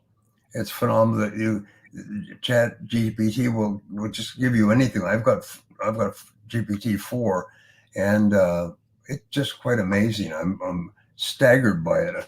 Of course, there's going to be a lot of polishing to do once you have the manuscript, but the basic, what do they call the grunt work is done for you and instantly by Chat GPT. So I love it. I love it. That's great. And then they also, if you're on one of the channels, if you don't mind, if it's a channel where you can share this, we'd love it. You know, it's funny, Brian, since you've jumped on live, because you weren't here, and we were like right here, and then as soon as you jumped on live, it went up to here. So it'd be fun to see how high it goes. So if you don't mind sharing this, that would be awesome. And then let's go to another question. The question was like, what do you think about social media marketing? What do you think, Brian? I have opinions about it, but I'd love to hear what you think. Well, social media marketing is really the future. It's the present. There's really not a single company that is surviving today. We talk about the 80-20 rule. The top 20% of companies with the highest sales and the highest profits are all using social media marketing. And it's a complicated thing to master at the beginning. It's sort of like learning how to type.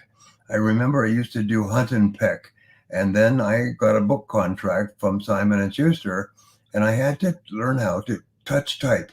So I bought a course on touch typing. It's one of the most famous courses. It's called Mavis Beacon Teaches Typing, Mavis Beacon. So I got that loaded onto my computer, and I took 30 lessons. And at the end of it, I was typing 60 words a minute. So hunt and peck, you can type maybe 5 to 8 words a minute. With touch typing, you can do 60 to 80. That's the same thing with AI. Is if you're not using it, you are only functioning at maybe 1/10 or 1/15 of your actually productive power. And what you're doing is just doing heavy labor. There's nothing joyous about hunt and peck typing. And it's just like there's nothing joyous about hard slogging work that can be done by AI for you. So if you really want to get the very most out of yourself, remember at the end of the day, it's the value that you produce that determines the entire quality of your life. The more value you can produce, whether it's learning technologies or a doctor. I've had a couple of medical requirements, my back and my hips and so on. Doctors charge $35,000 for an operation. $35,000, and they would do it in 90 minutes. $35,000, and people line up for a good doctor to do a particular type of surgery. Well, it's the same thing. You can become a doctor of your own profession. You can become really, really good at what you do, and people will pay you an enormous amount. As a professional speaker, I've been paid as much as $50,000 an hour to speak to a large audience. And why? Well, my first talk, they paid me $150 an hour, $150 in 2 or 3 days of preparation, and the whole audience was drunk, and I got $150. 10 years later, $50,000 for the same hour. What's the difference? It's the quality and quantity of the output of what you produce, which only comes with time and training and hard work and overcoming obstacles and learning and relearning and falling on your face and making mistakes and getting back up until you finally reach a point where now you've gone to competence and you become really good at what you do, which is inevitable if you stick with it. So that's one of the things with AI. Just make a decision. I am going to become absolutely excellent at mastering and using AI. Make that decision and then invest any amount of time and pay any price to get there, because there's a race on and you're in it. And if you're not running first, then you're running second or third or fourth in your own industry. And it's amazing. The bottom 80% of people, remember, only earn 20% of the money. The top 20% always earn 80%. The top 10% earn 10 times as much as people in the bottom 80%, doing the same work in the same offices. I've worked in offices where there's a variety of people working there, and one of them is earning 10 or 15 times as much as the others doing exactly the same work in entrepreneurship. And so you need to have the tool of AI. That's and I say that to other people, and you've convinced me of it. You've persuaded me of it, and then I've persuaded myself. And now I'm talking to other people. Say, look, do this, do that, try this, try that, and they're coming back and they're saying, "Geez, this is amazing." So I love it. Me too. It's a lot of fun. All right, if you have questions for Brian, I would love to see them. So go ahead and put it in the chat. Brian, thanks for being here. I really appreciate it. And have somebody that put in, I have a question, but they did not put in their question. That doesn't help. So it would be good if you have a question to actually say the question as opposed to I have a question, because unfortunately we can't use the AI to read minds yet, Brian. No, so we're not there yet. Let's see. And somebody asked for that link again. I'll put the link again in a minute. Oh, we lost Brian. He'll be back. Brian is notorious for hitting the wrong button at the right time, or well, hitting the wrong button.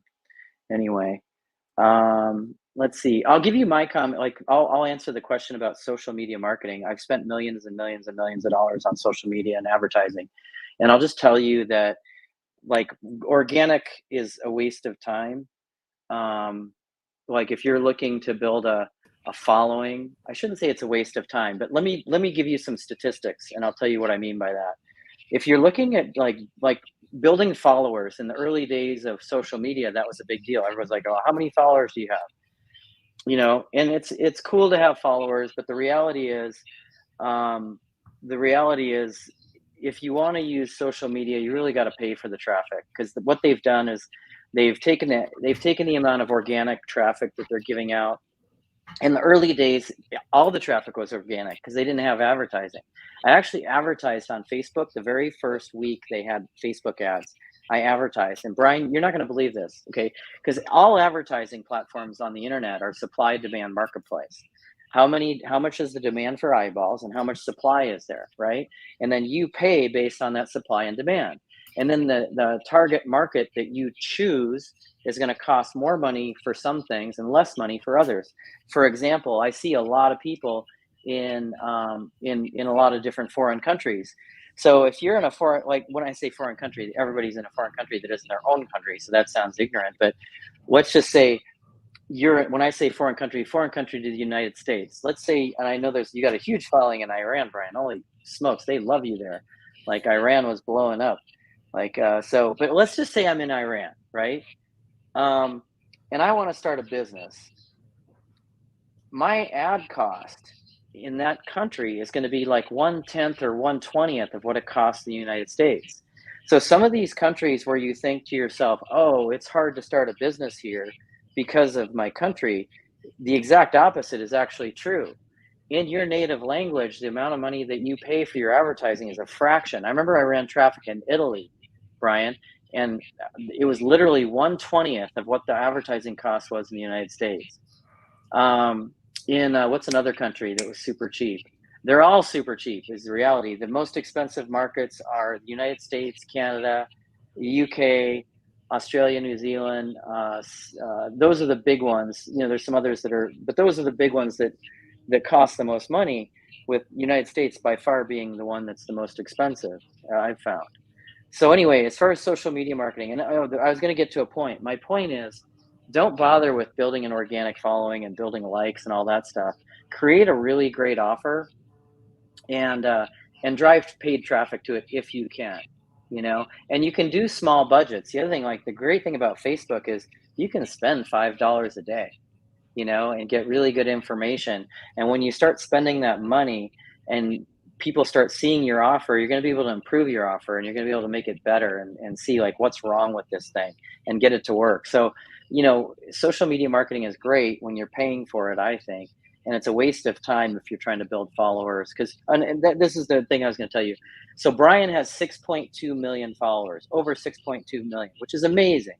So right now we have 232 people on Instagram. So I'm saying this to make a point, Brian. I think you have like between, is it 1.2 or 1.8 million followers on Instagram? Let me look really quick. It's a lot, right? Let's see. Yeah. Where are you, Brian? Hang on, I'm looking on you. It's a lot. It's a lot. So, whoops. You hear an echo? Let's say 1.5. Okay. Okay, so it's 1.5. So off in the middle.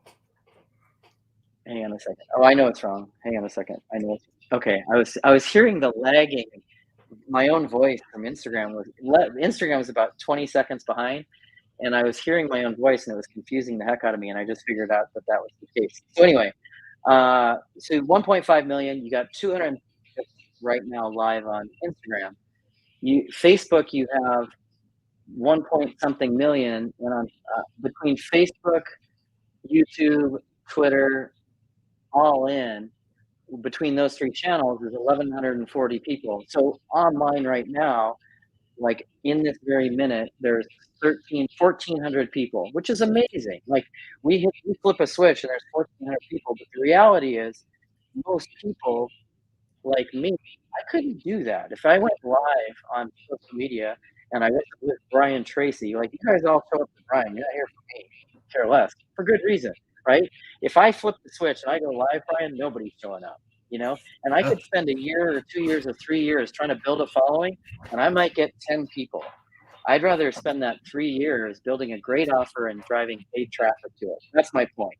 So sorry I didn't make a very good point, but the reality is if you're in it for the BS like likes and all that stuff, it's all crap, you know, and it's not sustainable. And they can take it away anytime too. So and then some of the people too, like somebody was saying, hey, I don't speak English. Like somebody that doesn't speak English now, that's another great opportunity. Again, it's way cheaper to market a product in a language that isn't English in a country that isn't the United States, you know? So I think that person was in, I can't remember the country they were in, but it's like, if you speak Spanish and you're in, you know, Bolivia, you can create a product. And the other thing is too, with AI is you can translate anything, you know, you can translate anything just like that. You know, like one of the very first things I think I did with you, Brian, it's like I had you do something and create something and say, okay, now do it in Spanish, and it did it in Spanish, and you know, it can change languages on the fly, which is really cool. So anyway, sorry to get on that soapbox for a second, but I see so many people wasting time with social media. I love social media for spending money. I hate social media for wasting time trying to build a following. So anyway. Well, the most important thing that I think about. Brian, your audio is not working, I don't think. Oh wait, no, it's me. There you go. Go ahead. Can you hear me? Yep, I can hear you. Go ahead. The most important thing for me for social media is as a marketing tool. It's interesting, but there's been too much emphasis on fun, and too many people use the internet just for fun and use their ability to contact people. For me, I always say, of what use is this? Of what value? And you have to, in life, set priorities. I just did another study on priorities, and your ability to set priorities largely determines the quality of your life. What is most important to you in each area? For example, in my life, my family, my wife and my children are the most important of all. Everything else in life takes precedence. They take precedence over everything. Now, in business, what takes priorities is generating revenues. The purpose of a business is to create a customer. If you're not creating customers in business, then you better be working with somebody who is. And so therefore, not AI, but social media, the whole purpose of that is to reach out to people that you could not get to in conventional advertising and offer them ways to improve the quality of their lives. We are in the business of serving others, and we serve others by giving them products and services that enable them to improve the quality of their life and work at prices that make sense. It's a real simple deal. So you don't have to use gimmicks, and you don't have to use scams, and you don't have to do anything else. You can be straightforward and honest. And just as an aside, by the way, one of the things, and I just did a really complex, detailed seminar for several thousand entrepreneurs in Mexico City. And one of the things that I was talking with my host, who's also my dear friend, Spencer Hoffman, is we talked about was the importance of guaranteeing your products. And this is an aside from everything else. But I learned right at the beginning of my business career is that if you're not confident enough in your product or service to guarantee it, then you should get out of that business. So what I decided is that I would guarantee my products. And I studied the science of guarantees and the length of guarantees and the amount of guarantees. And I came up with a perfect combination, and I gave guarantees. Now, in every single business activity or exchange, there's a risk. And risk is the number one reason why people don't buy, is they're afraid of the risk. They're afraid that they might lose their money. They're afraid they might get the wrong product or service that may not do what you promised it to do. It's the risk. So how do you succeed in business? Well, you succeed in business by taking the risk on yourself. It's called risk reversal, a wonderful expression developed by Jay Abraham, the marketing genius, is risk reversal. You reverse the risk. So you say, instead of you having the risk, if you buy my product or service, I will take 100% of the risk. You buy my product or service, you try it, you use it. If you're not happy, I'll give you your money back, no questions asked. And some of the biggest and best companies in the world practice risk reversal. Every one of them. If you buy something, I bought a series of pieces of equipment from Amazon to shade my workplace here, to put lights on it with stands and umbrellas and lights and everything else. There was advice that was given to me by experts in the video business. So I put them all up, and nothing worked. It didn't do any good at all. And so I put them all back in the boxes, and I called Amazon by email, and I said, none of this stuff works. I want to send it back. And they said, put it at the front door. We'll send somebody from UPS to pick it up tomorrow morning. And we will credit your account immediately for the full amount of everything you bought, including shipping. And they did. It was absolutely amazing. Do you think I would ever shop with anybody else but Amazon online ever in the rest of my life? No, because they are so dedicated to making customers happy. And that's the thing that Jeff Bezos talks about, customer service. He's a fanatic on customer service, which is why he's built a $3 trillion business. And no business in the history of the world has ever hit 3 trillion. My my point is that if you want to be successful in online marketing, offer a product or service that you stand behind 100%. And if you don't feel that comfortable with your current product or service, get another one.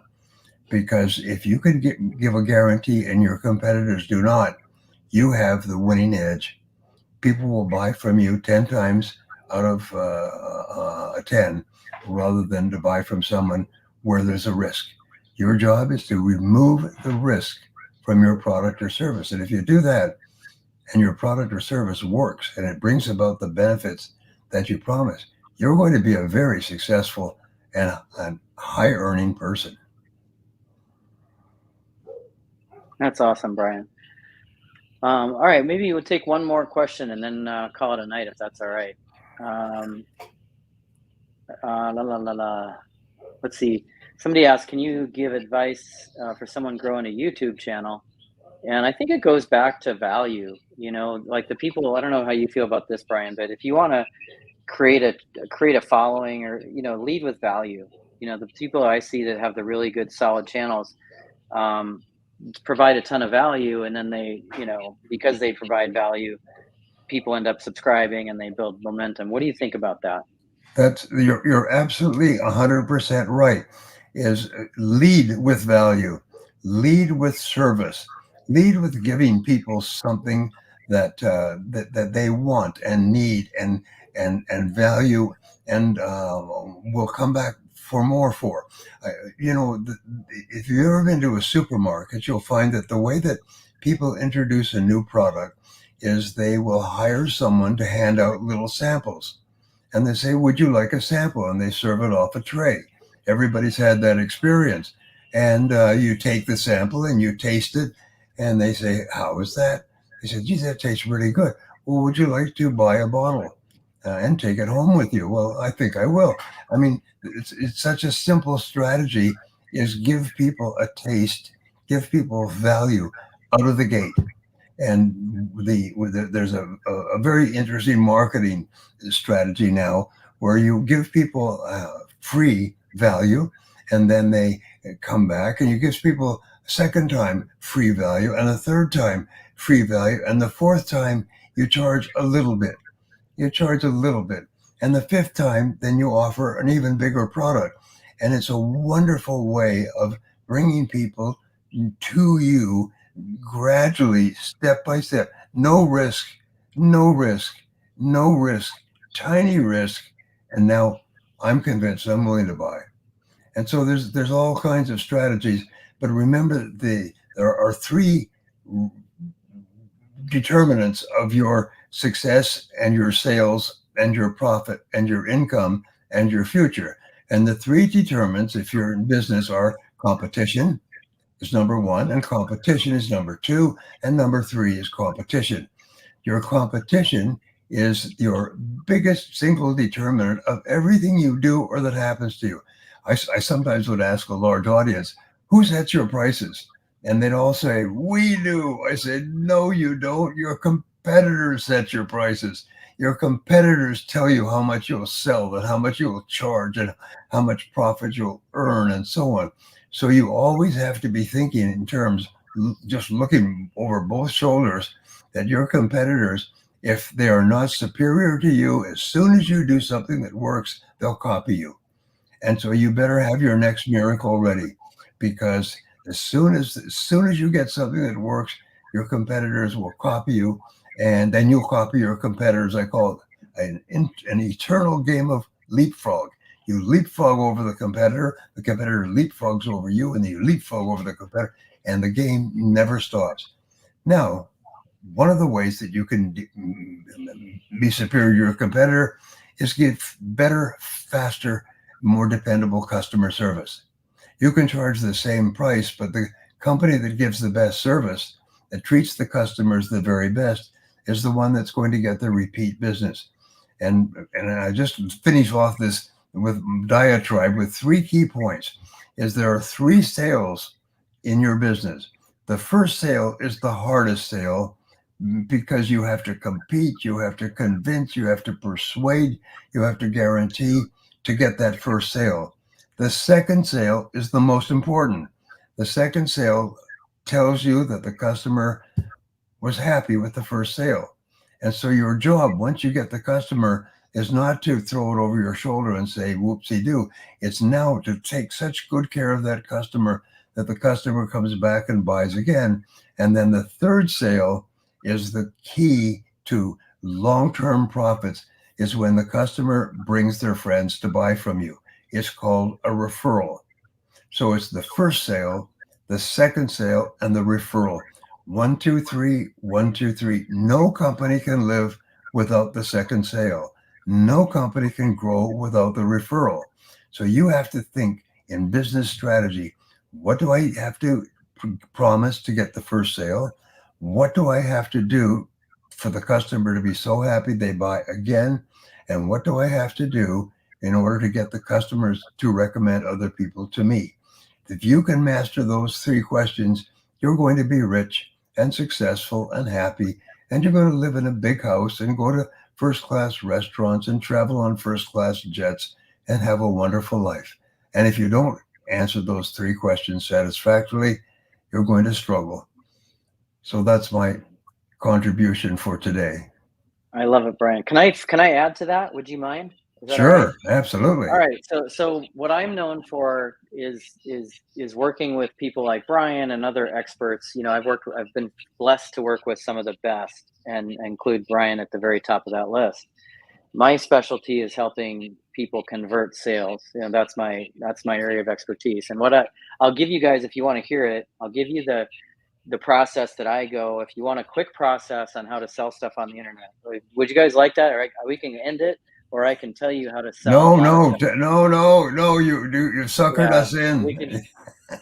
Let's okay. So anyway, the first thing is value. But let me tell you the question I ask an expert, and somebody like Brian. I've asked Brian this question. I won't name drop, but I've asked a lot of people. If I held a gun to your head, what's the thing you're going to teach me that's going to change my life? If you had 60 seconds to change my life, and if you have 60 seconds only, how are you going to change my life? Because if you don't, you die. What's that? Okay. And what that helps you, and you lead with that. Like, one of the biggest mistakes I see people make is like, oh, I'm going to save the good information for when they give me money. That's not how it works. Lead with the very, very best you have. Like, the best you got, lead with it. Because what happens with the psychology of what our brain does, it's like, oh my God, if I'm getting this for free, I can't imagine what it's going to be like when I pay him some money, right? So you lead with the very best you have. Do not hold back. Let it rip. And I'm also going to give you a really good structure of a close. Okay, so if you want to ask for the money, this is like one of the biggest things that trips people up. I'm going to give you a really simple structure, and I'm going to give you a call to, or a risk reversal as well as in there. But here's what I got. Here's what it'll do for you, and here's what to do next. Here's what I got. Here's what it'll do for you, and here's what to do next. That's a really basic pitch structure that works really good. Before that, though, you have to have value, and you have to answer the question why you're doing it. I have a whole 14-step process for closing, but I don't have it in front of me. But basically, what you give value, you give content, you transition to the close. I do a thing called an NLP triple fact, and the triple fact is this: it's 2 statements that the customer knows are true, and a third one you want them to accept as true. Okay, so it could be like, I'm going to do it for the book writing, right? You know that if you wrote a book, no, that's a bad one. Let me think. What would be true on that one? I'm not doing a very good job. By the way, I'd also use AI to do this, so I didn't have to think very hard. You know that AI, you know that if you write a book, you're going to feel really good about yourself. You also know that if you write a book and your friends see it, that, they're going to be impressed. And then the third thing, you also know that if you write a book, you're going to make a lot more money. So the third thing, and that's a terrible one, by the way, that would be the third one. This is the thing you want them to accept as true. And then you lead right into the why. Okay.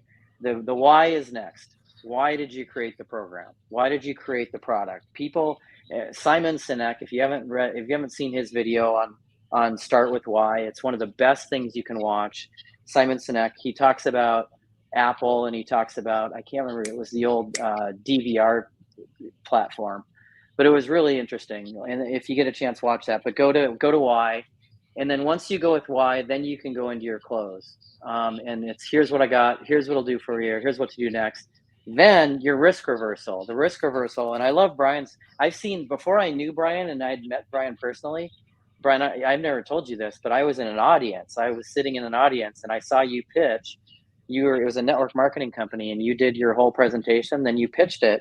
And then your risk reversal was the best I've ever seen.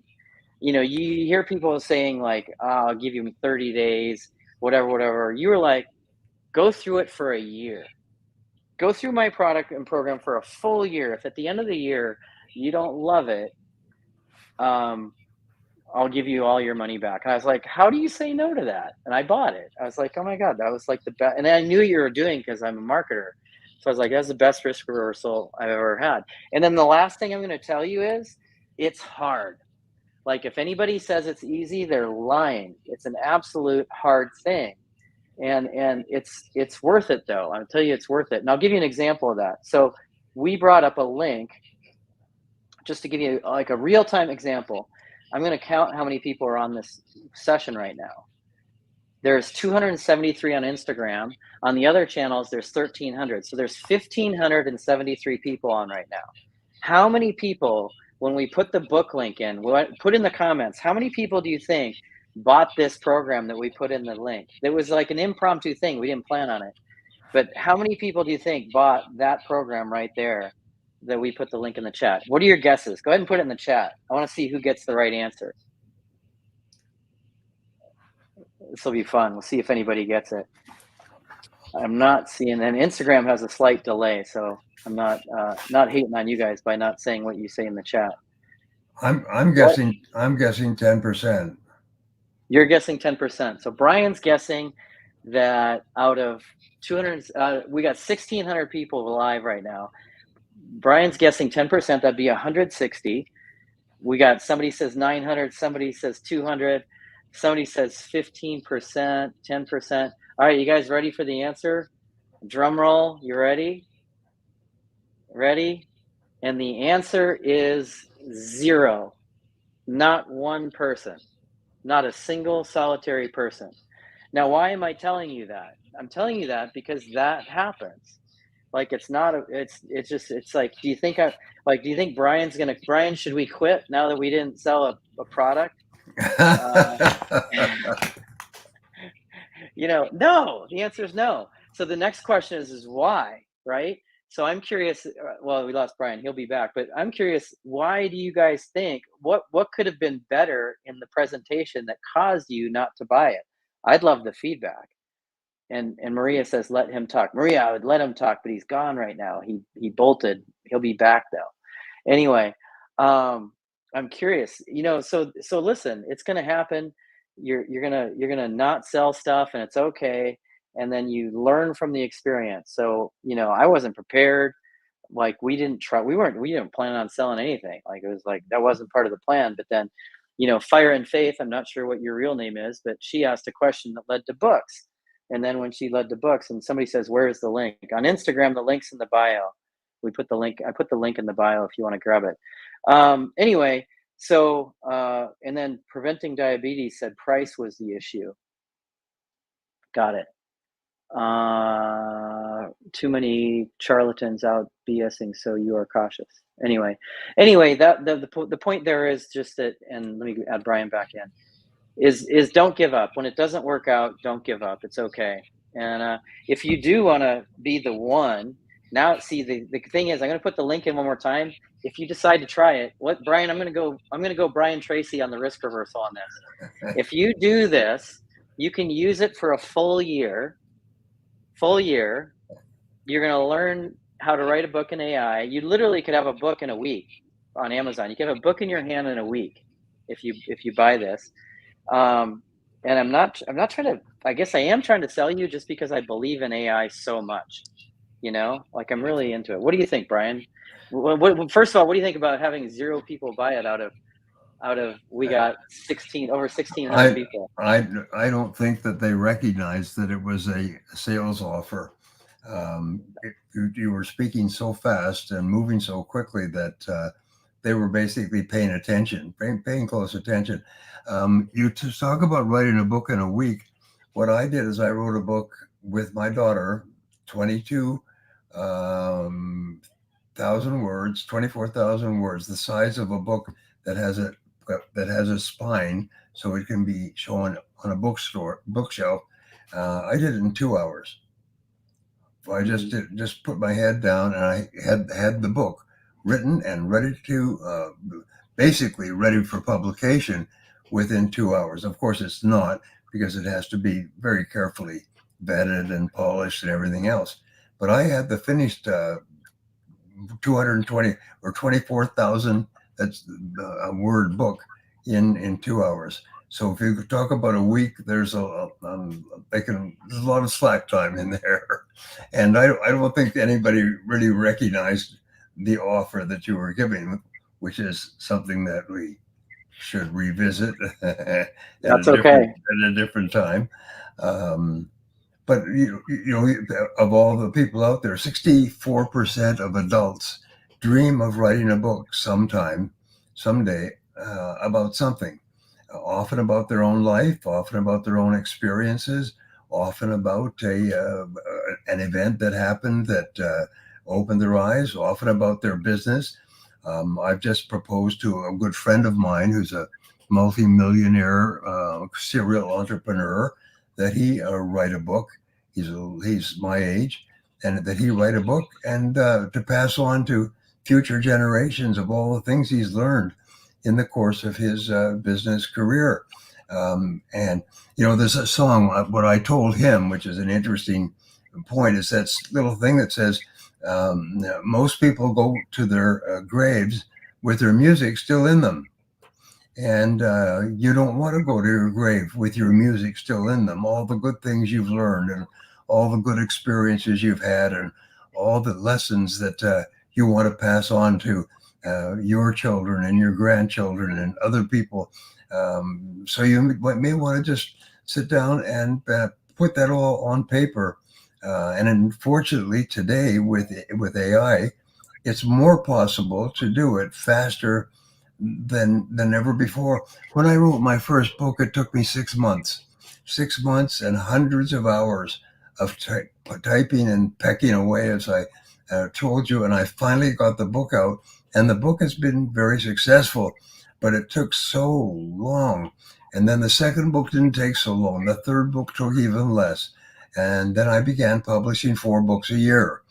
But I finally got into a rhythm of writing. I have a system for writing, which we can teach anybody who wants it, and for producing a book and getting it published. And using AI, you can accelerate that process. So this is it's a great time to be alive. And for all of our friends who are out there, we have a lot of value to offer you.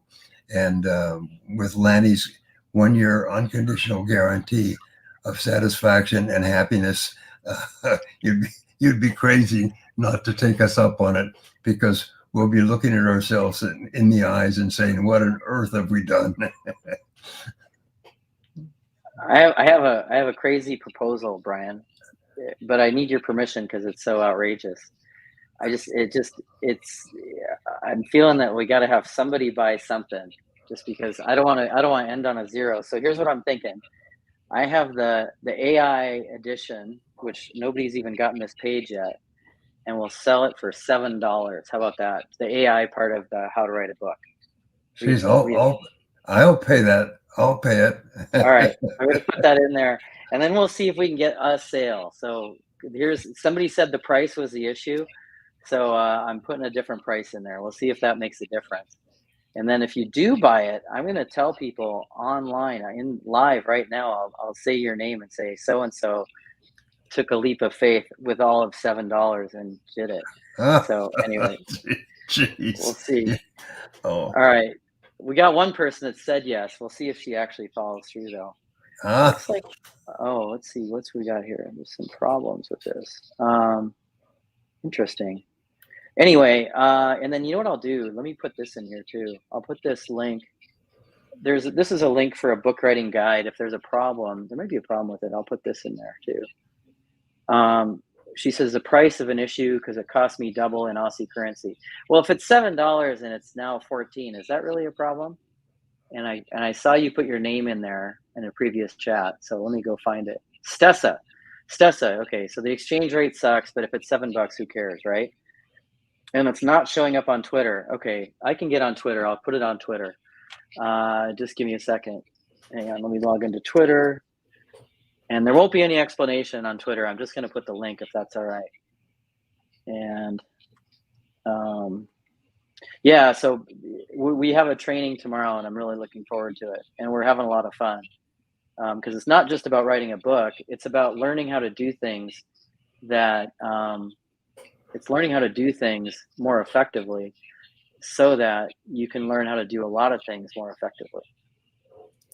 Because to me, it's the great time saver. It's so much leverage. Oh shoot, I don't have the login to Twitter.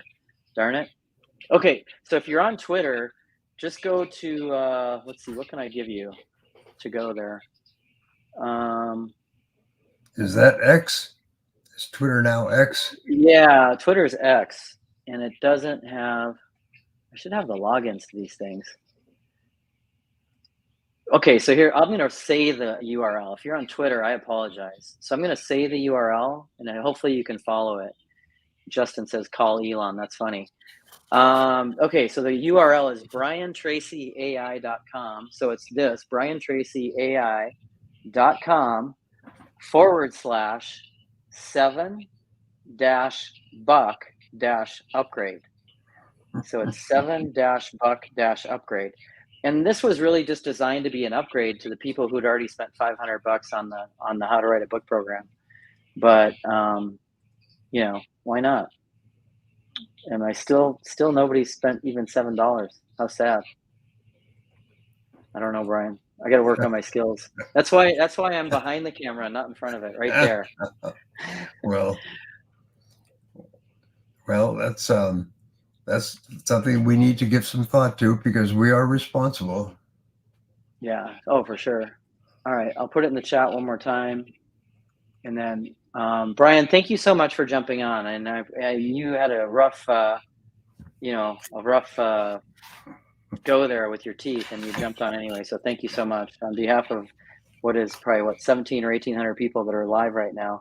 Thank you so much for being here. Totally appreciate you. Appreciate everything you do. And I echo the sentiments of everybody in the chat who said you've absolutely changed my life in addition to so many others. So thank you so much. Thank you. Well, I'll be back. I'll be back, Lenny. Thank you. All right. Thanks, Brian. And thanks everybody for jumping on. We really appreciate you being here. And we'll be back on live again. We're doing a weekly podcast episode, and we're going to do it on this channel. So thank you so much. Bye-bye.